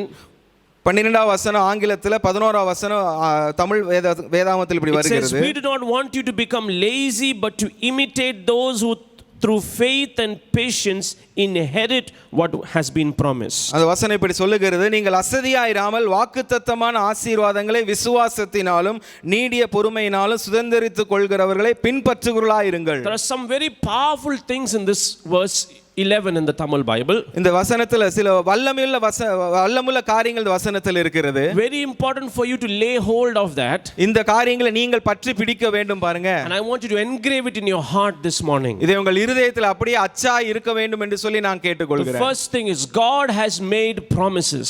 முதலாவது காரியம் என்ன? ஆண்டவர் வாக்குத்தத்தங்களை செய்திருக்கிறார். What is a promise? வாக்குத்தத்தம்னா என்ன? A promise is a declaration or a statement made by someone saying I will do it. வாக்குத்தத்தம்னா என்ன? ஆண்டவர் சில பேர் இதை செய்வேன் என்று சொல்லி ஆண்டவர் வாக்குத்தத்தம் பண்ணியிருக்கிறார், பிரகடனம் பண்ணியிருக்கிறார். In human terms we know a promise is a statement or an assurance that we give to someone. மனுஷனுடைய உலகத்துல பார்க்கும்போது ஒரு சத்தியம் என்ன? நாம் இதை செய்வோம் என்று சொல்லி நம் மத்தியில சொல்லுவது. Sometimes we ask our friends, will you keep your word? சில நேரம் நண்பர்களை பார்த்து நாம் கேட்கிறோம், நீ சொன்னது செய்வியா? Do you promise me? நீ எனக்கு சத்தியமா சொல்றியா? Will you keep this a secret? நீ இதை அப்படியே ரகசியமா வச்சுக்குவியா? And we know in human realm people keep secrets. People give their word for many years, for as long as 50 years sometimes. இந்த உலகத்துல பாருங்க, இந்த ரகசியங்கள்லாம் காத்துக்கொள்வாங்க. அவங்க கொடுத்த வாக்குனால 50 வருஷம் காலங்கள் போனாலும் அதை காத்து ரகசியமா வைத்து கொண்டிருப்பாங்க. I've heard the story of two friends who were in the army together. ஒரு கதை நான் கேள்விப்பட்டேன். ராணுவத்தில் இருந்த ரெண்டு நண்பர்கள் இருந்தாங்க. They fought in the World War II together. இரண்டாவது உலக யுத்தத்தில் அவர்கள் இருந்தார்கள். Two close friends. ரெண்டு நண்பர்கள், மிக சகஜமான நண்பர்கள். One of them had this intuition that he would not live very long in the war. ஒருத்தருக்கு இந்த மாதிரி மனசுல தோணுச்சு பாருங்க, இந்த யுத்தத்துல ரொம்ப நாள் நான் இருக்க மாட்டேன்னு சொல்லி மனசுல That தோணுச்சு. he would die. He had this intuition. அவன் இறந்து போய் விடுவான் என்று சொல்லி மனதில் So எண்ணிக்கொண்டிருந்தான். he told his best friend, his close friend, he took his badge, his chain, his belt that he wore, his part of army clothes, and gave it to his friend and said, "Give it to my sister. I love her so much." அவருடைய நண்பரை பார்த்து இப்படி பண்ணார் பாருங்க. அந்த ராணுவத்தில் இருக்கிற உடையில் இருக்கிற அந்த பேட்ஜ், அதுக்கப்புறம் அந்த பெல்ட் எல்லாத்தையும் கழட்டி அந்த நண்பர்கிட்ட கொடுத்து, நீ என்னுடைய சகோதரி கிட்ட கொடுத்துருன்னு சொன்னாரு. Promise me that you will find my sister and give this to her because I love her very much. என்னுடைய சகோதரி கிட்ட நீ கொடுப்ப அப்படிங்கறத எனக்கு சத்தியமா சொல்லு, நீ அவளை கண்டுபிடிச்சு கொடுப்பேங்கற சத்தியமா சொல்லு அப்படின்னு சொன்னான். The story goes like this, that the very next day he died in the battlefield. அந்த கதை எப்படி போகுது அப்படின்னா, அடுத்த நாள் அவர் யுத்தத்துல மரித்து போனார். And this friend after the war went searching for this man's sister. அந்த யுத்தம் முடிஞ்சதுக்கு அப்புறம் அந்த நண்பர் அந்த இறந்து போன நண்பருடைய சகோதரியை தேடி போனார். He was not able to find his sister for many years. அந்த சகோதரியை अनेक வருஷங்களா தேடி அவரால் கண்டுபிடிக்க முடியவில்லை. After 57 years is when he was able to fulfill that promise and give these things that his best friend gave him back to his sister. 57 வருஷத்துக்கு அப்புறம் தான் அவர் தன்னுடைய நண்பனுக்கு சத்தியம் பண்ணபடியே அவர் என்னென்னலாம் கொடுத்தாரோ அதை 57 வருஷத்துக்கு அப்புறம் சகோதரியை கண்டுபிடிச்சு கொடுத்து அவருடைய சத்தியத்தை அவர் நிறைவேற்றினார். If a human being can do that, how much more can God do that for you? ஒரு மனுஷனால செய்ய முடியுமே, ஆனால் ஆண்டவராகிய தேவன் எவ்வளவு அதிகமாக செய்ய முடியும். Hallelujah. God has made some big promises in the word of God. ஆண்டவர் தம்முடைய வாக்குத்தத்தங்கள் अनेक பெரிய வாக்குத்தத்தங்களை கொடுத்திருக்கிறார். I'm going to talk about some of these big promises. ஆண்டவர் கொடுத்த பெரிய வாக்குத்தத்தங்களை குறித்து நான் பேச போகிறேன். One of the first big promises we read in the Bible is in the book of Genesis that he gave to Abraham. வேதத்தில் இருக்க ஒரு பெரிய ஒரு வாக்குத்தத்தம் என்ன அப்படின்னா, ஆதியாகமத்தில் வாசிக்கிறோம், ஆபிரகாமுக்கு ஆண்டவர் கொடுத்ததான வாக்குத்தத்தம். He was 75 years old. அவன் 75 வயதா இருந்தான். An old man by our standard today. நம்முடைய பார்வையின்படி அவர் மிக முதிர்ச்சியான வயதுள்ளவன். God first spoke to him. அவனுக்கு முதலாவது ஆண்டவர் பேசினார். His wife was barren, she had no children, she could not bear any children. அவள் மனைவி மலடியா இருந்தா, அவனால் பிள்ளை பெற முடியாதவளா இருந்தாள். In Genesis chapter 22, God says, "Your descendants will be innumerable like the stars of the sky and like the sand by the seashore." ஆதியாகமம் 22 வசனத்தில் எப்படி ஆண்டவர் வாக்குத்தத்தம் பண்ணார், சந்ததி வானத்து நட்சத்திரங்களை போலவும் கடற்கரை மணத்திலே போய் இருப்பார்கள் என்று சொல்லி வாக்குத்தத்தம் பண்ணினார். And specifically in verse 18 of chapter 22, அதுல 18வது வசனம், குறிப்பாக 22 அதிகாரம் 18வது வசனத்துல, through his offspring all the nations of the earth will be blessed. உன் சந்ததிக்குள் பூமியில சகல ஜாதிகளும் ஆசீர்வதிக்கப்படும். This is a very particularly noteworthy promise of God to Abraham. ஆண்டவர் ஆபிரகாம் கொடுத்ததான வாக்குத்தத்தங்கள் இது மிகவும் குறிப்பிடப்படத்தக்க ஒரு வாக்குத்தத்தம் இது. In Galatians chapter 3 verse 16, கலாத்தியர் 3வது அதிகாரம் 16வது வசனத்துல, the promises were spoken to Abraham and to his seed, and that seed is none other than Jesus Christ, is what the Bible says. அந்த வாக்குத்தத்தம் ஆபிரகாமுக்கும் அவன் சந்ததிக்கும் வாக்குத்தத்தம் பண்ணப்பட்டது என்று சொல்லி வேதம் சொல்லுகிறது. And that seed is none other than Jesus Christ. அந்த சந்ததி கிறிஸ்துவே என்று சொல்லி வேதம் சொல்லுகிறது. Jesus Christ was a physical descendant of Abraham. ஆண்டவராகிய இயேசு கிறிஸ்து ஆபிரகாமுடைய சந்ததியிலே வந்தவர். He was the seed through which all the Gentile nations would be blessed. அந்த சந்ததி மூலமா தான் புறஜாதி எல்லாரும் ரட்சிக்கப்பட போறார்கள், ஆசீர்வதிக்கப்பட போகிறார்கள். That is how you and I are being blessed today. அப்படிதான் நீங்களும் நானும் நாம் இந்த நாளில் ஆசீர்வதிக்கப்பட்டிருக்கிறோம். We have been passed from being under curse and condemnation to a state of being in blessing and justified. சாபத்திலிருந்து ஆக்கினை தீர்ப்பிலிருந்து அங்கிருந்து நாம் என்ன பண்ணப்பட்டிருக்கிறோம் என்று சொன்னால் ஆசீர்வாதத்துக்கும் நீதிமான் ஆவதற்கும் ஆண்டவர் நம்மை மாற்றி இருக்கிறார். God fulfilled that big promise he made to Abraham. ஆபிரகாமுக்கு ஆண்டவர் கொடுத்ததான அந்த அவ்வளவு பெரிய வாக்குத்தத்தத்தை ஆண்டவர் நிறைவேற்றினார். Another promise that we see in the Bible is the promise of the Holy Spirit. இன்னொரு வாக்குத்தத்தம் வேதத்தில் நாம் வாசிக்கிறோம், வாக்குத்தத்தம் பண்ணப்பட்ட பரிசுத்த ஆவியானவர். John chapter 14 verses 16 and 17, we see Jesus said, "I will ask the Father and he will give you another advocate to help you and to be with you forever, the Spirit of truth." யோவான் 14 அதிகாரத்தில் வேதம் சொல்லுகிறது, நான் என் பிதாவினிடத்தில் வேண்டிக் கொள்வேன், அப்பொழுது உங்களுக்கு உதவி செய்யும்படி பரிசுத்த ஆவியானவராகிய தேற்றரவாளரை ஆண்டவர் அனுப்புவார் என்று சொன்னார். Hallelujah. Hallelujah. In Ephesians chapter 1 verse 13, the apostle Paul says, "The Holy Spirit is the Holy Spirit of promise." எபேசியர் முதல் அதிகாரம் 13ஆம் வசனம் இப்படி சொல்லுகிறது, அந்த பரிசுத்த ஆவியானவர் வாக்குத்தத்தம் பண்ணப்பட்ட பரிசுத்த ஆவியானவர். He further clarifies in Galatians chapter 3 verse 14 saying, you have received the promise of the Spirit through faith. இன்னும் அதிகமாய் கலாத்தியர் 3 அதிகாரம் 14 வசனத்துல உறுதிப்படுத்தி சொல்கிறார் பாருங்க, விசுவாசத்தினாலே அந்த வாக்குத்தத்தத்தை பெரும்படியாக அப்படி ஆயிற்று. So that promise also was fulfilled by God. அந்த வாக்குத்தத்தமும் நிறைவேற்றப்பட்டது We have தேவனால. the promise of Jesus Christ coming back. நமக்கு இந்த வாக்குத்தத்தம் இருக்கு பாருங்க, இயேசு கிறிஸ்து மீண்டும் வரப்போகிறார் என்ற வாக்குத்தத்தம் நமக்கு உண்டு. John chapter 14 verses 1 to 3, Jesus said, I go to my Father to prepare a place for you.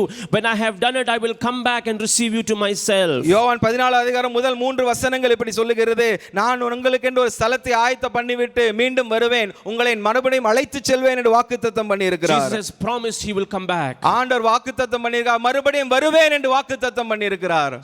Some of you may ask, where is that promise that he will come back? It hasn't been fulfilled. நிறைய பேர் கேட்கலாம், என்ன இந்த வாக்குத்தத்தம் இன்னும் நிறைவேறலையே என்று சொல்லி கேட்கலாம். But as you sit in your home, know that the signs are very sure today. ஆனா ஒரு காரியத்தை புரிந்து கொள்ளுங்கள், வீட்டில் நீங்க இருக்கும்போதே நடக்கக்கூடிய அடையாளங்கள் ஒரு காரியத்தை பேசிக் கொண்டிருக்கிறது. The signs definitely point to the imminent return of my Savior, the Lord Jesus Christ. நடக்கக்கூடிய அடையாளங்கள் என்ன சொல்லிக் கொண்டிருக்கிறது? என் இரட்சகராக இயேசு மீண்டும் வரப்போகிறார் என்று சொல்லி பேசிக் கொண்டிருக்கிறது. He will come back. அவர் நிச்சயமாய் வருவார். There is a promise of eternal life that is there in the Bible. வேதத்தில் நித்திய ஜீவனை குறித்து வாக்குத்தத்தம் ஆண்டவர் செய்திருக்கிறார். Titus chapter 1 verse 2. தீத்து முதல் அதிகாரம் 2வது வசனம். It says, God who cannot lie promised before the beginning of time eternal life. பொய்யுரையாத தேவன் இந்த நித்திய ஜீவனை குறித்து வாக்குத்தத்தம் பண்ணியிருக்கிறார் என்று சொல்லி இந்த வசனம் சொல்லுகிறது. Hallelujah. Hallelujah. And through Jesus we have the promise of eternal life. இயேசு கிறிஸ்து மூலமா இந்த நித்திய ஜீவன்கிற வாக்குத்தத்தம் கொடுக்கப்பட்டிருக்கிறது.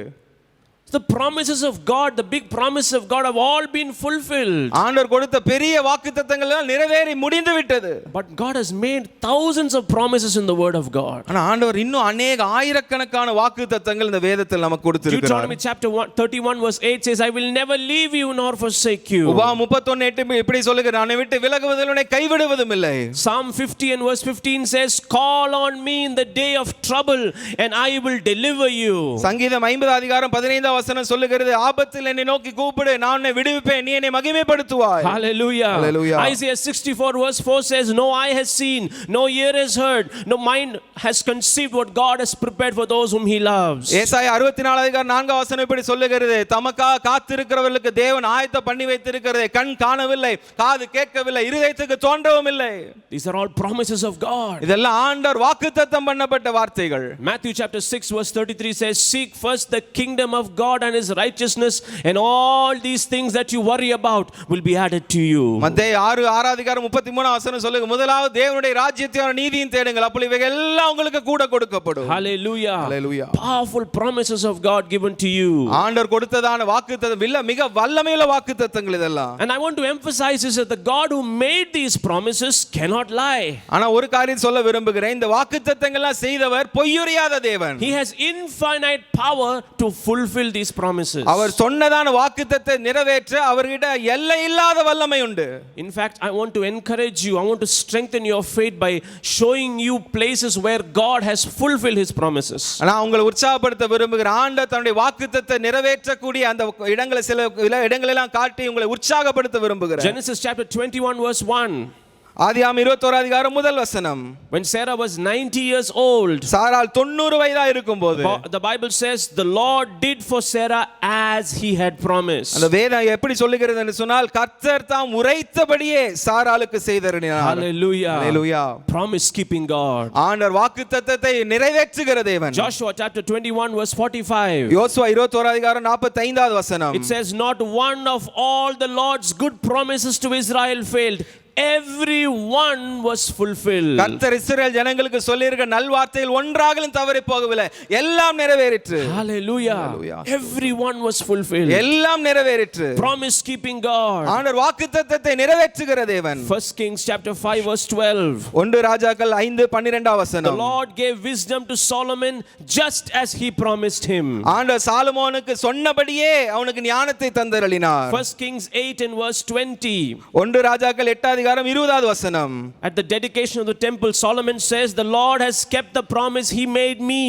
அந்த தேவாலயத்தை அவர்கள் பிரதிஷ்டை செய்யும்போது அந்த சாலமோன் சொல்கிறார், ஆண்டவர் எனக்கு சொன்ன வாக்குத்தத்தங்கள் எல்லாம் நிறைவேற்றினார். I have succeeded David my father, now I sit on the throne just as he promised. தாவீதின் ஸ்தானத்திலே எழும்பி இஸ்ரவேலின் சிங்காசனத்திலே உட்கார்ந்து இஸ்ரவேலின் தேவனாய் கர்த்தர் நாமத்துக்கு ஆலயத்தை கட்டினேன். இதெல்லாம் எப்படி என்று சொன்னால், கர்த்தர் சொல்லிய தம்முடைய வார்த்தையை நிறைவேற்றினார். கர்த்தர் சொன்னபடியே இதை செய்தார். Hallelujah. Hallelujah. Same chapter, 1 Kings chapter 8 verse 56, it says, "Blessed be the Lord who has given rest to his people Israel according to all that he promised. Not one word has failed of all his good promise." அதே 8வது அதிகாரம் 56வது வசனத்துல இந்த வசனம் எப்படி சொல்லுகிறது, தாம் வாக்குத்தத்தம் பண்ணினபடி எல்லாம் தம்முடைய ஜனமாகிய இஸ்ரவேலருக்கு இளைப்பாறுதலை அருளின கர்த்தருக்கு ஸ்தோத்திரம். அவர் தம்முடைய தாசனாகிய மோசேயை கொண்டு சொன்ன அவருடைய நல்வார்த்தைகள் எல்லாம் ஒரு வார்த்தையாகலும் தவறி போகவில்லை. Hallelujah. Hallelujah. He is a promise keeping God. அவர் வாக்குத்தத்தத்தை நிறைவேற்றுகிறதான He தேவன். has power to fulfill his word. அவர் சொன்னதான வார்த்தையை நிறைவேற்ற அவரிடம் வல்லமை உண்டு. But why have I not entered into those promises in my life? ஆனா என்னுடைய வாழ்க்கையில ஏன் அந்த வாக்குத்தத்தத்துக்குள்ள நான் பிரவேசிக்கவில்லை? Why have you not inherited the promises of God? ஏன் நீங்க ஆண்டவருடைய வாக்குத்தத்தங்களை இன்னும் சுதந்தரித்துக்காம இருக்கீங்க? The answer is there in Hebrews chapter 6. அதுக்குடைய விடை எங்க இருக்குன்னா எபிரேயர் 6வது அதிகாரத்தில் இருக்கு. In the English Bible it's verse 12, in the Tamil it's verse 11. ஆங்கிலத்துல 12வது வசனம், தமிழ்ல 11வது வசனம். It says, "We do not want you to become lazy." அந்த வசனம் இப்படி சொல்லுகிறது, நீங்கள் அசதியாய் இராமல். We do not want you to become lazy. நீங்க அசதியாய் இருக்க கூடாது என்று சொல்லி அந்த வசனம் சொல்லுகிறது. Many times we live Christian life in a very lazy manner. அநேக நேரத்தில் இந்த கிறிஸ்துவ வாழ்க்கை எப்படி நாம் இருந்து விடுகிறோம், அசதியா இருந்து விடுகிறோம். Laziness means a lack of effort, a lack of concern on our side. அசதியா இருப்பது அப்படினா, சோம்பேறியா இருப்பதுனா அர்த்தம் என்ன? நம்ம ஒரு விடாமுயற்சி இல்லாம, ஒரு முயற்சியே இல்லாம இருக்கக்கூடிய ஒரு சூழ்நிலை தான் அது. It talks about laziness in our approach to our hope in God. தேவன் மேல் இருக்கிறதான நம்பிக்கையை நாம் அசதியாய் இருக்கிறோம் என்று சொல்லி அது சொல்லுகிறது. We live in a world where they attack hope and persecute people who believe. நாம் எப்பேற்பட்ட உலகத்தில் இருக்கிறோம், நாம் வைத்திருக்கிறதான நம்பிக்கையை அவர்கள்லாம் தாக்குகிறார்கள். நம்முடைய விசுவாசத்தினாலே நம்மை துன்பப்படுத்துகிறார்கள். But we need to grow in faith. ஆனால் நாம் இந்த விசுவாசத்திலே வளருகிறவர்களாய் இருக்க We வேண்டும். need to be confident of our faith. நம்முடைய விசுவாசத்தை குறித்து நாம் தைரியமுள்ளவராய் இருக்க We வேண்டும். cannot be lazy about our hope in God. நாம் தேவன் மேல் வைத்திருக்கிற நம்பிக்கையில நாம் அசதியா இருக்க கூடாது. Because if you become lazy, there is the danger, the risk of falling away or backsliding in your life. அசதியா இருக்கும்போது என்ன நடக்கும்? விழுந்து போகக்கூடிய வாய்ப்பு இருக்கு, பின்னோக்கி போகக்கூடிய வாய்ப்பு இருக்கு, பின்மாற்றத்துக்கு போகக்கூடிய வாய்ப்பு இருக்கு. So the reason why you are not inheriting the promises, why I am not entering into God's promise, because I am lazy. We are lazy. அப்ப நீங்க ஏன் வாக்குத்தத்தத்தை சுதந்தரிக்கவில்லை? நான் ஏன் இன்னும் எனக்கு கொடுக்க வாக்குத்தத்தத்துக்குள்ள இன்னும் பிரவேசிக்காம இருக்கிறேன்? நான் அசதியா இருக்கிறேன், நீங்களும் அசதியா இருக்கிறீங்க. Rather it says in the scripture here, இந்த வேதத்தில் எப்படி சொல்லுகிறது? we do not want you to become lazy, but to imitate those who through faith and patience inherit what has been promised. நீங்கள் அசதியா இராமல் வாக்குத்தத்தமான ஆசீர்வாதங்களை விசுவாசத்தினாலும் நீடிய பொறுமையினாலும் சுதந்தரித்துக் கொள்கிறவர்களை பின்பற்றுவர்களாய் இருங்கள். The second point that I want to make to you this morning, இந்த காலை வேளையில நான் சொல்ல வேண்டிய இரண்டாவது காரியம், faith and patience are necessary to inherit the promises of God. ஆண்டவர் கொடுத்ததான வாக்குத்தத்தத்தை நாம் சுதந்தரித்துக் கொள்வதற்கு விசுவாசமும் நீடிய பொறுமையும் நமக்கு அவசியம். Not just one of it. இதில் ஒன்னு மட்டும் போதாது. You need both in the process of inheriting the promises of God. இந்த வாக்குத்தத்தத்தை சுதந்தரித்துக் கொள்ளக்கூடிய அந்த காரியத்துல இவை ரெண்டுமே நமக்கு அவசியம். Let's think about faith. இந்த விசுவாசத்தை நாம் சிந்திக்கலாம். Hebrews chapter 11 verse 33. எபிரேயர் 11 அதிகாரம் 33வது வசனம்.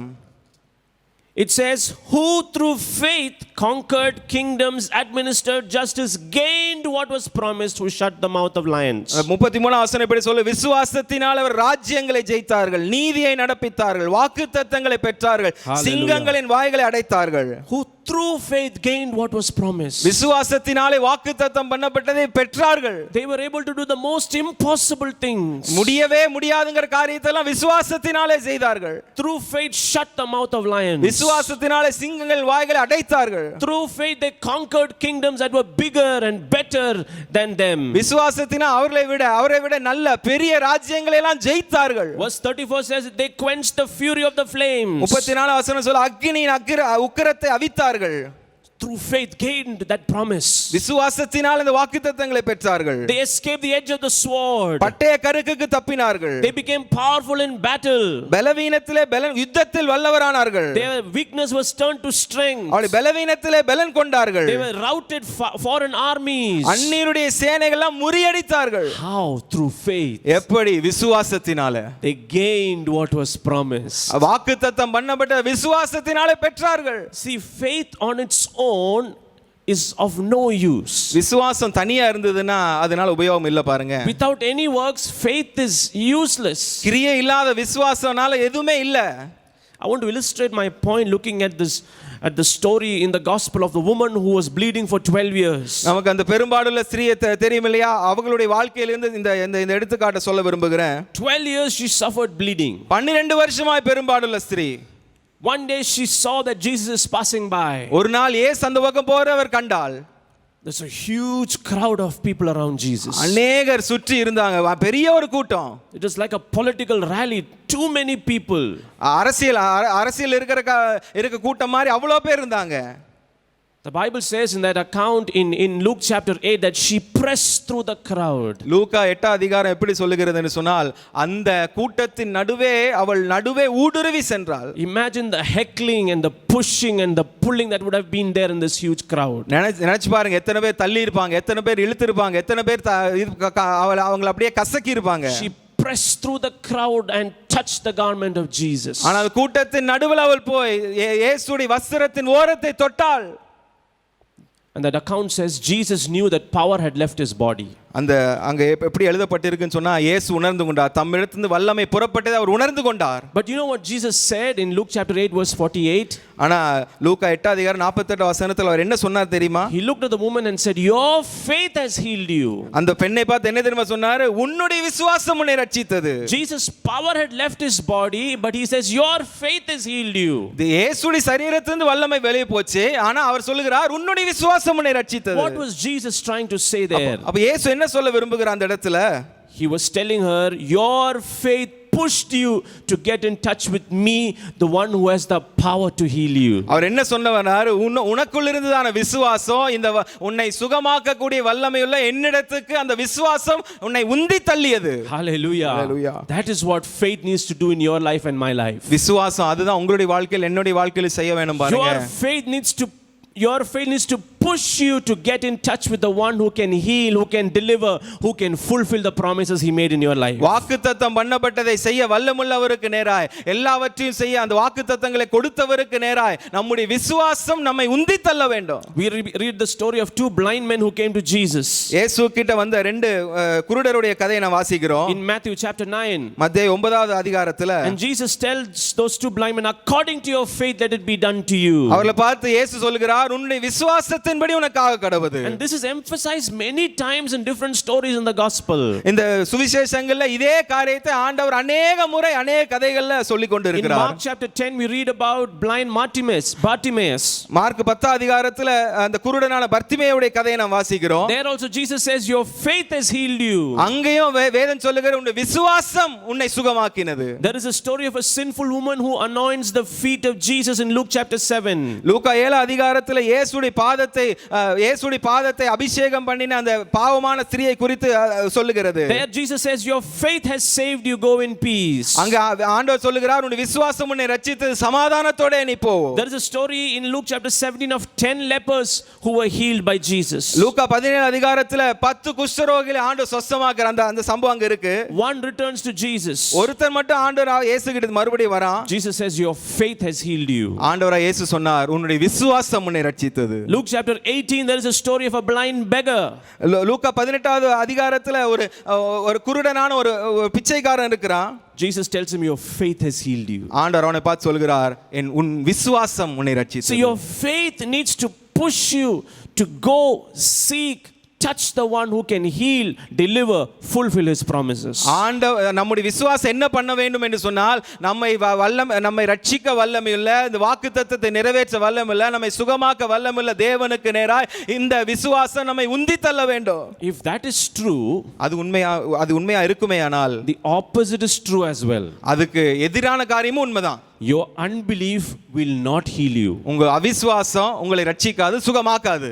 Your unbelief will not allow God to fulfill his promises in your life. உங்கள் அவிசுவாசம் ஆண்டவர் தன் வாக்குத்தத்தம் பண்ணப்பட்டதான ஆசீர்வாதங்கள் நிறைவேற்ற முடியாது இருக்கும். In Matthew chapter 13 and verses 58 we see Jesus did not do many miracles in his own hometown because of their unbelief. மத்தேயு 13 அதிகாரம் 58 வசனம் இப்படி சொல்லுகிறது, அவர் தன்னுடைய சொந்த ஊர்ல अनेक அற்புதங்களை அவரால் செய்ய முடியவில்லை, ஏனென்று சொன்னால் அவிசுவாசத்தினால. Not because he did not have the power, அவருக்கு வல்லமை இல்லாததனால் இல்ல, but God will not honor unbelief. Jesus will not honor unbelief. ஆண்டவர் அவிசுவாசத்தை கனப்படுத்த மாட்டார். Hallelujah. Hallelujah. We read the story in Matthew chapter 17 of a man who brings his son who has fits and seizures to the disciples of Jesus. மத்தேயு 17 அதிகாரத்துல ஒரு தகப்பன் ஒரு பையனை கொண்டு வரான், அவனுக்கு அந்த வியாதி இருக்கிறது. He had seizures, he would jump into the fire, jump into the water. அவனுக்கு அந்த வியாதி வரும்போதெல்லாம் அக்னியில போவான், தண்ணியில விழுவான். And so he brings him to Jesus' disciples to heal him. அப்போ அவனை கூட்டிட்டு வந்து சீஷர்கிட்ட கொண்டு வரான், அவனை குணமாக்குங்கன்னு சொல்லி கொண்டு வருகிறான். And the disciples could not do anything. அந்த சீஷர்களால ஒண்ணுமே பண்ண முடியல. So he brought him to Jesus. அப்ப இயேசு கிட்ட மறுபடியும் கொண்டு வராங்க. Jesus rebuked the demonic spirit. இயேசு அந்த அசுத்த ஆவியை வெளியே போ என்று சொல்லி கட்டளையிட்டார். And healed that boy. உடனே அவனுக்கு சொஸ்தமாயிற்று. The disciples come to Jesus and ask him privately. அந்த சீஷர்கள் இயேசு கிட்ட வந்து தனியா வந்து கேக்குறாங்க, why couldn't we cast out the demonic spirit? ஏன் ஆண்டவரே எங்கனால அந்த அசுத்த ஆவியை துரத்த முடியல? If you read that in Matthew chapter 17 verse 19, Jesus says, because you have so little faith, basically your unbelief has not allowed that to happen. மத்தேயு 17 அதிகாரம் 19 வசனத்துல இப்படி சொல்கிறார், உன்னுடைய கொஞ்சமான விசுவாசத்தினால அல்லது உன்னுடைய அவிசுவாசத்தினால தான் என்று சொல்லி அவர் சொல்லுகிறார். So the opposite is also true. If we have unbelief, God cannot heal, deliver or fulfill his promises in our life. அப்ப அதுக்கு எதிரான காரியமும் உண்மைதான் பாருங்க. நமக்கு அவிசுவாசம் இருக்குமே ஆனால் ஆண்டவர் கொடுத்ததான வாக்குத்தத்தத்தை நிறைவேற்ற முடியாது. So to inherit the promises of God I need faith. அப்ப தேவனுடைய வாக்குத்தத்தத்தை சுதந்தரிக்க வேண்டுமேயானால் விசுவாசம் அவசியம். In Hebrews chapter 6 and verse 11 in the Tamil Bible says you also need patience to inherit the promises of God. எபிரேயர் 6 அதிகாரம் 11 வசனம் இப்படி சொல்லுகிறது, அந்த வாக்குத்தத்தங்களை பெற்றுக்கொள்ள பொறுமை உங்களுக்கு அவசியமா இருக்கிறது. And many times when we go through as believers, as Christians, we go through tough situations. Things do not change, there is no change, nothing is happening. We wonder how long should we be patient? நாம இந்த கிறிஸ்துவ வாழ்க்கையில நிறைய துன்பங்கள் வருது, நிறைய பாடுகள் வருது, அநேக வருஷங்களா அப்படியே இருக்கு, இன்னும் எத்தனை நாள் காத்து கொண்டு இருக்கணும் ஆண்டவரே, இன்னும் பொறுமையா இருக்க வேண்டுமா என்று சொல்லி நாம் கேள்வி கேட்கிறோம். Should I wait for a few weeks, 6 months, 1 year? How long should I be patient? இன்னும் கொஞ்ச வாரம் இல்ல கொஞ்சம் 6 வாரம் இல்ல ஒரு மாசம், இன்னும் எத்தனை நாள் பொறுமையா இருக்கணும் ஆண்டவரே சொல்லி யோசிக்கிறோம். Nothing is happening, nothing is changing. ஒண்ணுமே நடக்கல, எதுவுமே மாற்றமே இல்ல. The Bible teaches us that I need to be patient and lean on Jesus. வேதம் நமக்கு என்ன போதிக்கிறது? நாம் பொறுமையோடு இருந்து அந்த இயேசுவின் மேல சார்ந்து கொண்டு இருக்க வேண்டும் என்று போதிக்கிறது. Be patient and trust in Jesus. பொறுமையா இருந்து அவர் மேல் நம்பிக்கையா இருங்கள். Because we live in an extremely impatient culture. நாம் எப்பேற்பட்ட ஒரு கலாச்சாரத்துல வாழ்கிறோம், கொஞ்சம் கூட பொறுமையே இல்லாத ஒரு கலாச்சாரத்துல வாழ்ந்து கொண்டு இருக்கிறோம். Technology has made us connect with people in a matter of seconds. தொழில்நுட்பம் நம்மை ஒருவர் எப்படி ஒரு 2-3 செகண்ட்ல இணைக்கக்கூடிய அளவுக்கு தொழில்நுட்பம் வளர்ந்திருக்கு. We can see each other in a matter of seconds on our phones. ஒரு சில நொடிகள்ல நம்முடைய தொலைபேசி மூலமா அனைவரையும் பார்க்க முடிகிறது. We have instant food today, instant noodles today, everything is instant. எல்லாமே உடனடி நூடுல்ஸ், உடனடி சாப்பாடு, எல்லாமே உடனடியாக. Services are instant. We can dial on our phone and we have an auto rickshaw coming, we have a taxi coming to take us where we want to go. நாம் phone பண்ணா car வருது, phone பண்ணா auto வருது, எல்லாமே உடனடியாக நடக்கிறது. There is no patience that the culture teaching us today. நம்முடைய கலாச்சாரத்துல கொஞ்சம் பொறுமையை போதிக்கவே இல்லை நம்முடைய கலாச்சாரம். A revival preacher once told the story of a man who prayed to God, God give me patience.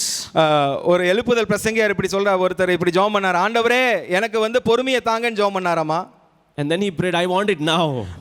அப்படி ஜெபம் பண்ணிட்டு பொறுமையை தாங்க, எனக்கு இப்பவே தாங்க அப்படின்னு ஜெபம் பண்ணாராமா. How is it possible? அது எப்படிங்க நடக்கும்? So we need patience to inherit the promises of God. அப்ப ஆண்டவருடைய வாக்குத்தத்தத்தை சுதந்தரித்துக் கொள்ள நமக்கு பொறுமை அவசியம். James chapter 5 and verse 11 is a very powerful verse. யாக்கோபு 5 அதிகாரம் 11 வசனம் மிக வல்லமையுள்ள ஒரு வசனம். It says we count as blessed those who have persevered. இதோ பொறுமையா இருக்கிறவர்கள் பாக்கியவான்கள் என்கிறோமே.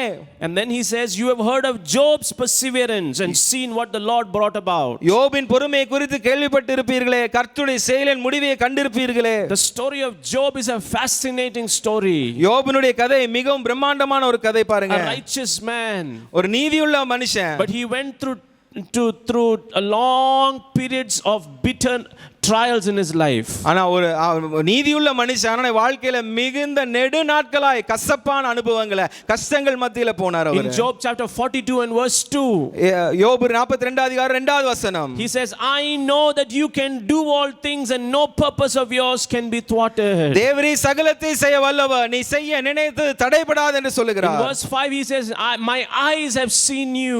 5வது வசனத்தில் என் கண்கள் உங்களை கண்டது. Hallelujah. Hallelujah. See, through that bitter experiences in his life, he's saying, I have seen you, God. அந்த கசப்பான அனுபவங்கள் மத்தியில் என்ன தெரியுமா சொல்கிறார்? என்னுடைய கண்கள் உம்மை கண்டது.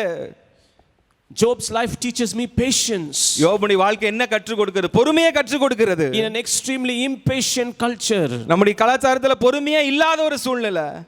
the Bible says about Job, the Lord blessed his latter days more than his former days. யோபை குறித்து வேதம் சொல்லுகிறது, அவனுடைய முன்னிலைமையை பார்க்கிலும் பின்னிலைமை அவர் ஆசீர்வதிப்பார். Praise God for those who persevered in the faith. தொடர்ந்து விசுவாசித்துக் கொண்டிருந்தவருக்காக ஸ்தோத்திரம். Hallelujah. Hallelujah. Matthew chapter 7 verse 7.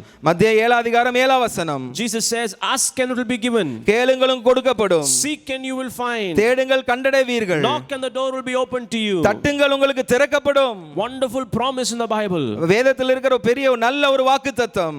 But many of you ask, I asked but I didn't receive. ஆனா நிறைய பேர் சொல்றீங்க, நான் கேட்டேன் ஆனா இன்னும் பெற்றுக்கொள்ளவில்லை. So in Luke chapter 11 verses 9 and 10 we see Jesus trying to explain that.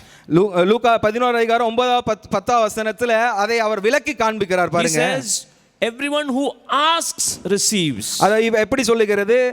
கேட்கிறவன் எவனும் பெற்றுக்கொள்கிறான். That means you need to keep on asking. அப்ப அதுக்கு அர்த்தம் என்ன? தொடர்ந்து கேட்டுக்கொண்டே இருக்கணும்னு அர்த்தம். It says the one who seeks finds. தேடுகிறவன் கண்டடைகிறான். Keep seeking the plans of God. தொடர்ந்து ஆண்டவருடைய சித்தத்தை தேடிக்கொண்டே இருங்க. Keep seeking the purposes of God for your life. தொடர்ந்து ஆண்டவர் உங்களுக்கு உங்கள் வாழ்க்கை குறித்து வைத்திருக்கிற நோக்கங்களை தொடர்ந்து தேடிக்கொண்டே இருங்க. Keep seeking God in your life. You will find the blessings that God has for you. தொடர்ந்து ஆண்டவரை தேடிக்கொண்டே இருங்க. ஆண்டவர் உங்களுக்கு வைத்திருக்கிறதான ஆசீர்வாதங்களை நீங்கள் பெற்றுக்கொள்வீர்கள். The one who knocks, the door will be open. That means you need to keep knocking, the door will be open for you. எவன் தட்டுகிறானோ அவனுக்கு திறக்கப்படும். அதாவது தொடர்ந்து தட்டிக்கொண்டே இருப்பவனுக்கு திறக்கப்படும்.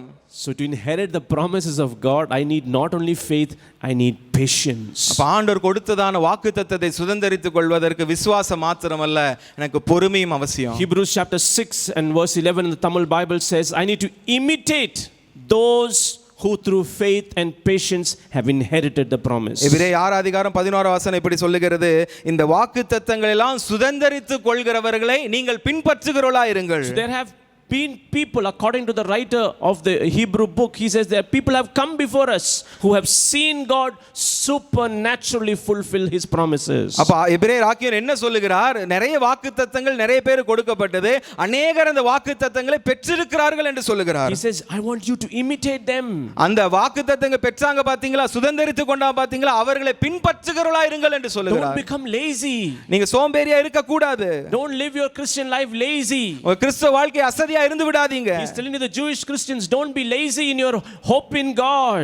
யூத கிறிஸ்தவர்களை பார்த்து அவர் சொல்லுகிறார், ஆண்டவர் மேல் வைத்திருக்கிற நம்பிக்கை நீங்கள் அசதியா இருக்க வேண்டாம். Rather imitate those who have seen God and have got the promise of God fulfilled in their life. யார் தேவனை பார்த்தார்களோ, தேவனுடைய வாக்குத்தத்தத்தை யார் சுதந்தரித்துக் கொண்டார்களோ அவர்களை பின்பற்றுகிறவர்களாய் இருங்கள் என்று சொல்லுகிறார். Hebrews chapter 13 and verse 7 is another wonderful scripture. எபிரேயர் 13 அதிகாரம் 7 வசனம் இன்னொரு நல்ல ஒரு வசனம் பாருங்க. It says, remember your leaders. அந்த வசனம் இப்படி சொல்லுகிறது, உங்களை நடத்தினவர்களை பாருங்கள். Who spoke the word of God to you. Consider the outcome of their way of life and imitate their faith. தேவ வசனங்கள் உங்களை போதித்து உங்கள் நடத்தினவர்களை நீங்கள் நினைத்து அவருடைய நடக்கையின் முடிவை நன்றாய் சிந்தித்து அவருடைய விசுவாசத்தை பின்பற்றுங்கள். Hallelujah. Hallelujah. Imitate the faith of people in the word of God. இந்த வேதத்தில் இருக்கிற அந்த தேவ மனுஷர்களுடைய விசுவாசத்தை பின்பற்றுகிறவர்களாய் இருங்கள்.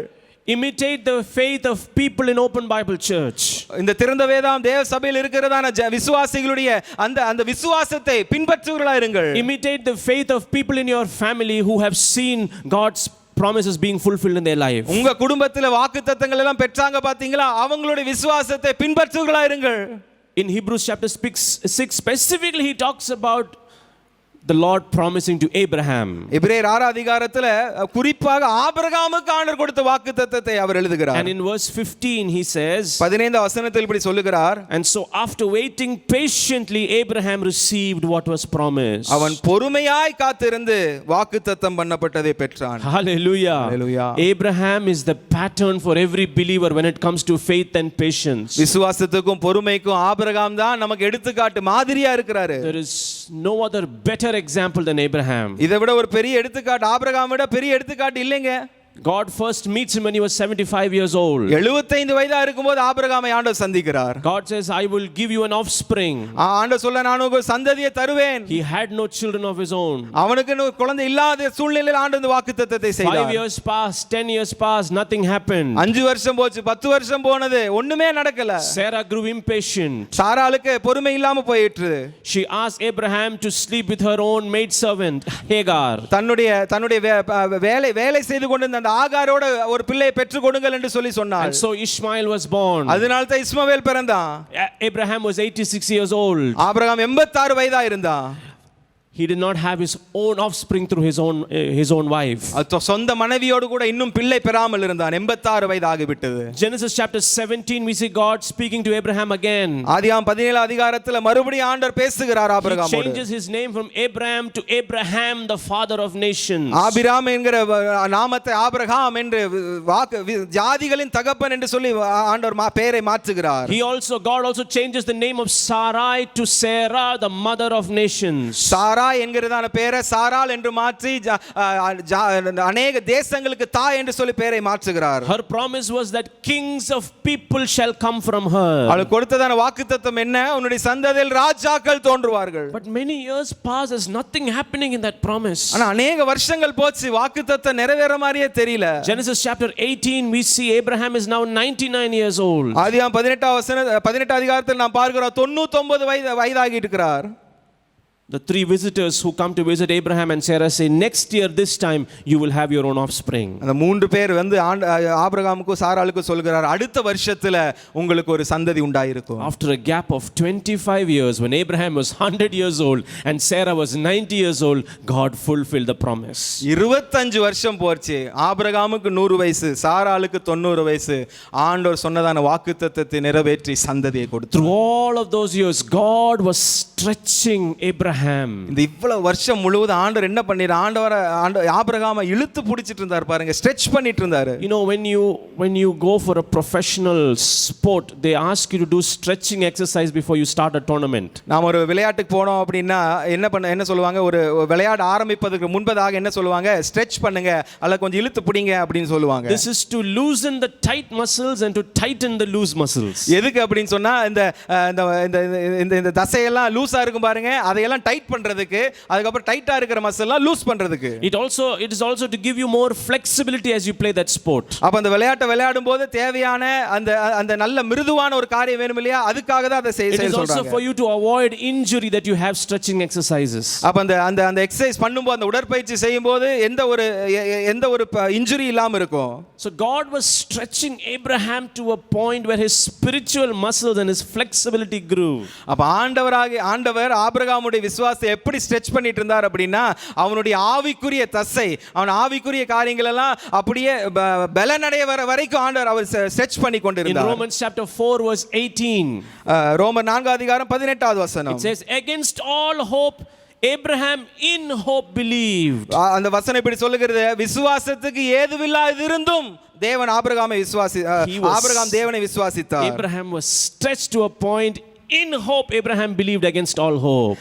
எந்த அளவுக்கு அவரை இழுத்து பிடிச்சார் பாருங்க, நம்பிக்கையே இல்லாத சூழ்நிலை கூட நம்புகிறவரா, விசுவாசிக்கிறவரே மாறிட்டார். Verse 20-21 very powerful scriptures. 20-21 வசனம் மிக வல்லமையுள்ள வசனங்கள். It says Abraham did not waver through unbelief. தேவனுடைய வாக்குத்தத்தத்தை குறித்து அவன் அவிசுவாசமாய் சந்தேகப்படவில்லை, அசைவாடி கொண்டவில்லை. That was part of God's stretching exercise. இது ஆண்டவர் அந்த இழுத்து பிடிச்சதான அந்த உடற்பயிற்சிக்கு சமானம் இது. It says God strengthened him in his faith. faith. தேவன் அந்த அவருடைய விசுவாசத்திலே பலப்படுத்தினார். And Abraham was fully persuaded that God had the power to do what he had promised. Abraham ஆண்டவர் சொன்னதான வாக்குத்தத்தத்தை நிறைவேற்ற வல்லமுள்ளவர் என்பதை முழு நிச்சயமாய் நம்பினான். Hallelujah. Hallelujah. There is not a greater example than Abraham ஆபிரகாமோட ஒரு பெரிய எடுத்துக்காட்டு இல்லைங்க.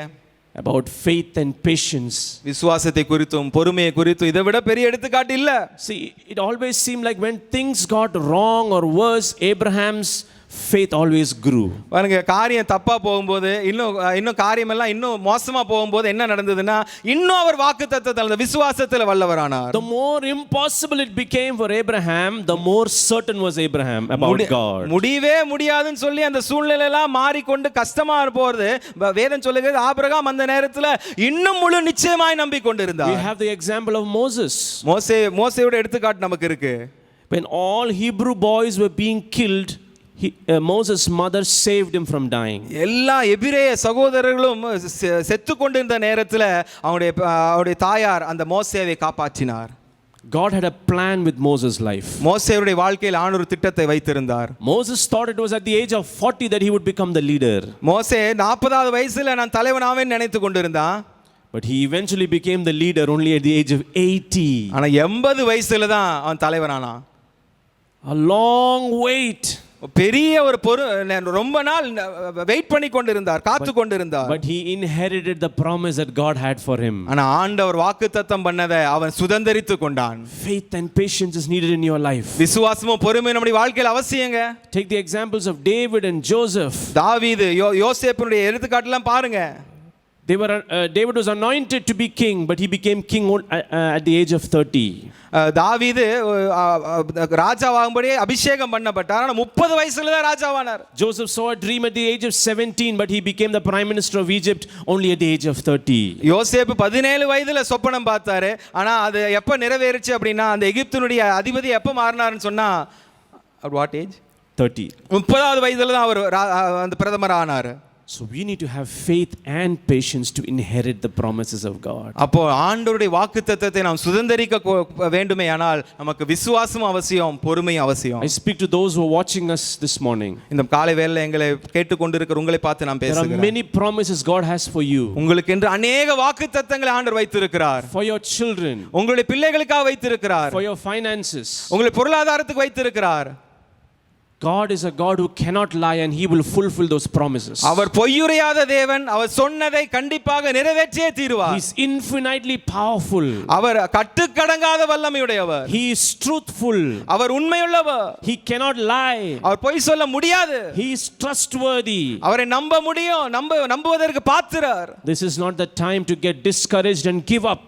இந்த நேரம் நாம் விட்டு கொடுத்து உற்சாகம் இழக்கக்கூடிய நாட்கள் கிடையாதுங்க.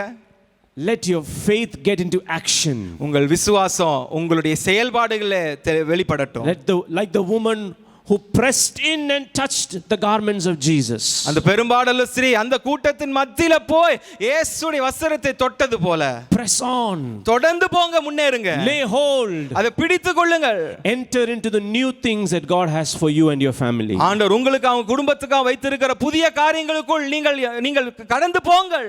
May God help you to inherit the promises that he has made for your life. ஆண்டவர் உங்களுக்கு என்று வைத்திருக்கிற இந்த வாக்குத்தத்தங்களை சுதந்தரித்துக் கொள்வதற்கு அவரே உங்களுக்கு உதவி செய்வாராக. Shall we close our eyes in prayer? நாம் கண்களை மூடி ஜெபிக்கலாம். Hallelujah. Father, we thank you, we praise you. Hallelujah. நன்றி செலுத்துகிறோம். Thank you, Lord, for speaking to us this morning. ஆண்டவர் இந்த காலை வேளை எங்களோடு பேசினீரே, உமக்கு நன்றி ஆண்டவரே. Lord, we pray that you forgive us for not inheriting the promises that you have made for us. ஆண்டவரே, நீ கொடுத்ததான வாக்குத்தத்தங்களை நான் சுதந்தரிக்கவில்லை ஆண்டவரே, எங்களை மன்னிங்க. We have become lazy in our Christian living, Lord. இந்த கிறிஸ்துவ வாழ்க்கையிலே நாங்கள் அசதியாய் போய்விட்டோம் ஆண்டவரே. In our approach to our faith in God, we have become lazy. ஆண்டவரே, இந்த விசுவாசத்தை தொடர்கிறதான இந்த காரியத்துல நாங்க அசதியாய் விட்டோம், சோர்ந்து போய் விட்டோம் ஆண்டவரே. Help us, Lord, to be imitators of those who have inherited the promises of God. ஆண்டவரே, இந்த வாக்குத்தத்தங்கள் எல்லாம் சுதந்தரித்துக் கொண்டார்களே, அவர்களை பின்பற்றுகிறவர்களாய் நீர் எங்களை மாற்ற வேண்டுமா ஜெபிக்கிறேன். Help us through faith and patience inherit what God has promised us. விசுவாசத்தினாலும் பொறுமையினாலும் ஆண்டவர் கொடுத்ததான வாக்குத்தத்தங்கள் எல்லாம் பெற்றுக்கொள்ள எங்களுக்கு உதவி செய்யுங்க. We thank you for this word that you have given us today. ஆண்டவரே, இந்த நாளிலே எங்களோடு பேசின வார்த்தைகளுக்காக ஸ்தோத்திரம். Let it become life, Lord. இது எங்களுடைய வாழ்க்கையில ஜீவனாகட்டும். Let it bring to pass everything that God has for us. ஆண்டவர் எங்களுக்கு குறித்து என்னென்னலாம் யோசித்து வைத்திருக்கிறாரோ அத்தனையும் நிறைவேறட்டும் ஆண்டவரே. Thank you for speaking to us. எங்களோடு பேசினீரே உமக்கு ஸ்தோத்திரம். In Jesus' precious name. இயேசுவின் விலையேறப்பட்ட நாமத்தில் ஜெபிக்கிறேன். Amen. Amen, amen. God bless you. கர்த்தர் உங்களை ஆசீர்வதிப்பாராக. ஹல்லேலூயா. கர்த்தர் கொடுத்த நல்ல வார்த்தைகளுக்காக நம்ம எல்லாரும் கரங்களை தட்டி கர்த்தரை மகிமைப்படுத்துவோம். வாக்கு பண்ணினவர் ஒருபோதும் மாற மாட்டார். கர்த்தர் உங்களுக்கும் எனக்கு கொடுத்திருக்கிற வாக்கு தத்தங்களை நிறைவேற்ற அவர் உண்மையுள்ளவராக இருக்கிறார். ஹல்லேலூயா. இன்னைக்கு கேட்ட சத்தியத்தின்படி உங்களுக்கு கர்த்தர் வாக்கு பண்ணினவர். அவருடைய நேரம் வரும் பொழுது ஆபிரகாமுக்கு எப்படி நிறைவேற்றினாரோ அதே போல கர்த்தர் உங்களுடைய வாழ்க்கையிலும் கர்த்தர் நிறைவேற்றுவார். ஏனென்று சொன்னால் அவர் அழைத்தவர் உண்மையுள்ளவர். ஒரடியை மாத்திர பாடி கர்த்தரை ஆராதிப்போம். வாக்கு பண்ணினவர் மாறிடார், வாக்கு தத்தம் நிறைவேற்றுவார்.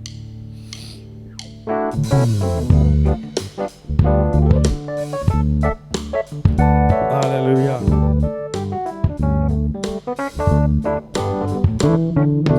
வாக்கு பண்ணினவர் மாறிடார், வாக்கு தத்தம் நிறைவேற்றுவார். வாக்கு பண்ணினவர் மாறிடார், வாக்கு தத்தம் நிறைவேற்றுவார். சொந்து போகாதே, நீ சொந்து போகாதே, சொந்து போகாதே. உன்னை அழைத்தவர் உண்மையுள்ளவர். சொந்து போகாதே, நீ சொந்து போகாதே, சொந்து போகாதே. உன்னை அழைத்தவர் உண்மையுள்ளவர். அவர் மனிதன் அல்லவே, பொய் சொல்வதில்லையே. அவர் உண்மையுள்ளவர், வாக்கு மறப்பதில்லையே. அவர் மனிதன் அல்லவே, பொய் சொல்வதில்லையே. அவர் உண்மையுள்ளவர், வாக்கு மறப்பதில்லையே. வாக்கு தந்தவர் சிறந்தவர், சிறந்ததை தருபவர். ஏமாற்றங்கள் இல்லையே. வாக்கு தந்தவர் சிறந்தவர், சிறந்ததை தருபவர். ஏமாற்றங்கள் இல்லையே. வாக்கு பண்ணினவர் மாறினார், வாக்கு தத்தம் நிறைவேற்றுவார். வாக்கு பண்ணினவர் மாறினார், வாக்கு தத்தம் நிறைவேற்றுவார். சொந்து போகாதே, நீ சொந்து போகாதே, சொந்து போகாதே. உன்னை அழைத்தவர் உண்மையுள்ளவர். சொந்து போகாதே, நீ சொந்து போகாதே, சொந்து போகாதே. உன்னை அழைத்தவர் உண்மையுள்ளவர். சொந்து போகாதே, நீ சொந்து போகாதே, சொந்து போகாதே. உன்னை அழைத்தவர் உண்மையுள்ளவர். ஹல்லேலூயா. ஆண்டவரே, சர்வ வல்லவரே, சர்வ வியாபியே, வானத்தையும் உருவாக்கின வல்லவரே, ஆமென். உம்முடைய பிள்ளைகளாயிருந்த ஆபிரகாம் அப்பா விசுவாசத்தில் உறுதியாய் நின்றான். அவனை நீங்கள் ஆசீர்வதித்தீர். அப்படி நாங்களும் உமக்காய் உறுதியாய் நிற்க எங்களை பலப்படுத்துங்க, எங்களை ஆசீர்வதிங்க ராஜா. எங்களுக்கு வேண்டிய எல்லா நல்ல ஆசீர்வாதங்களும் கொடுத்து வழி நடத்துங்க. எல்லாவற்றையும் எங்கள் அப்பா இயேசு கிறிஸ்துவின் வல்லமையுள்ள நாமத்தில் கேட்கிறேன் பிதாவே. ஆமேன், ஆமேன், ஆமேன். என் ஆத்மாவே கர்த்தரை ஸ்தோத்திரி, என் உள்ளமே கர்த்தர் நாமத்தை ஸ்தோத்திரி. என் ஆத்மாவே கர்த்தரை ஸ்தோத்திரி, அவர் செய்த சகல உபகாரங்களையும் மறவாதே. ஆமேன், ஆமேன். ஹல்லேலூயா, ஹல்லேலூயா. நம்முடைய கர்த்தராகிய இயேசு கிறிஸ்துவின் கிருபையும் பிதாவாகிய தேவனுடைய அன்பும் பரிசுத்த ஆவியானவருடைய அன்பின் ஐக்கியமும் நம் அனைவரோடும் கூட என்னென்றைக்கும் இருப்பதாக. ஆமேன், ஆமேன். ஹல்லேலூயா, ஹல்லேலூயா.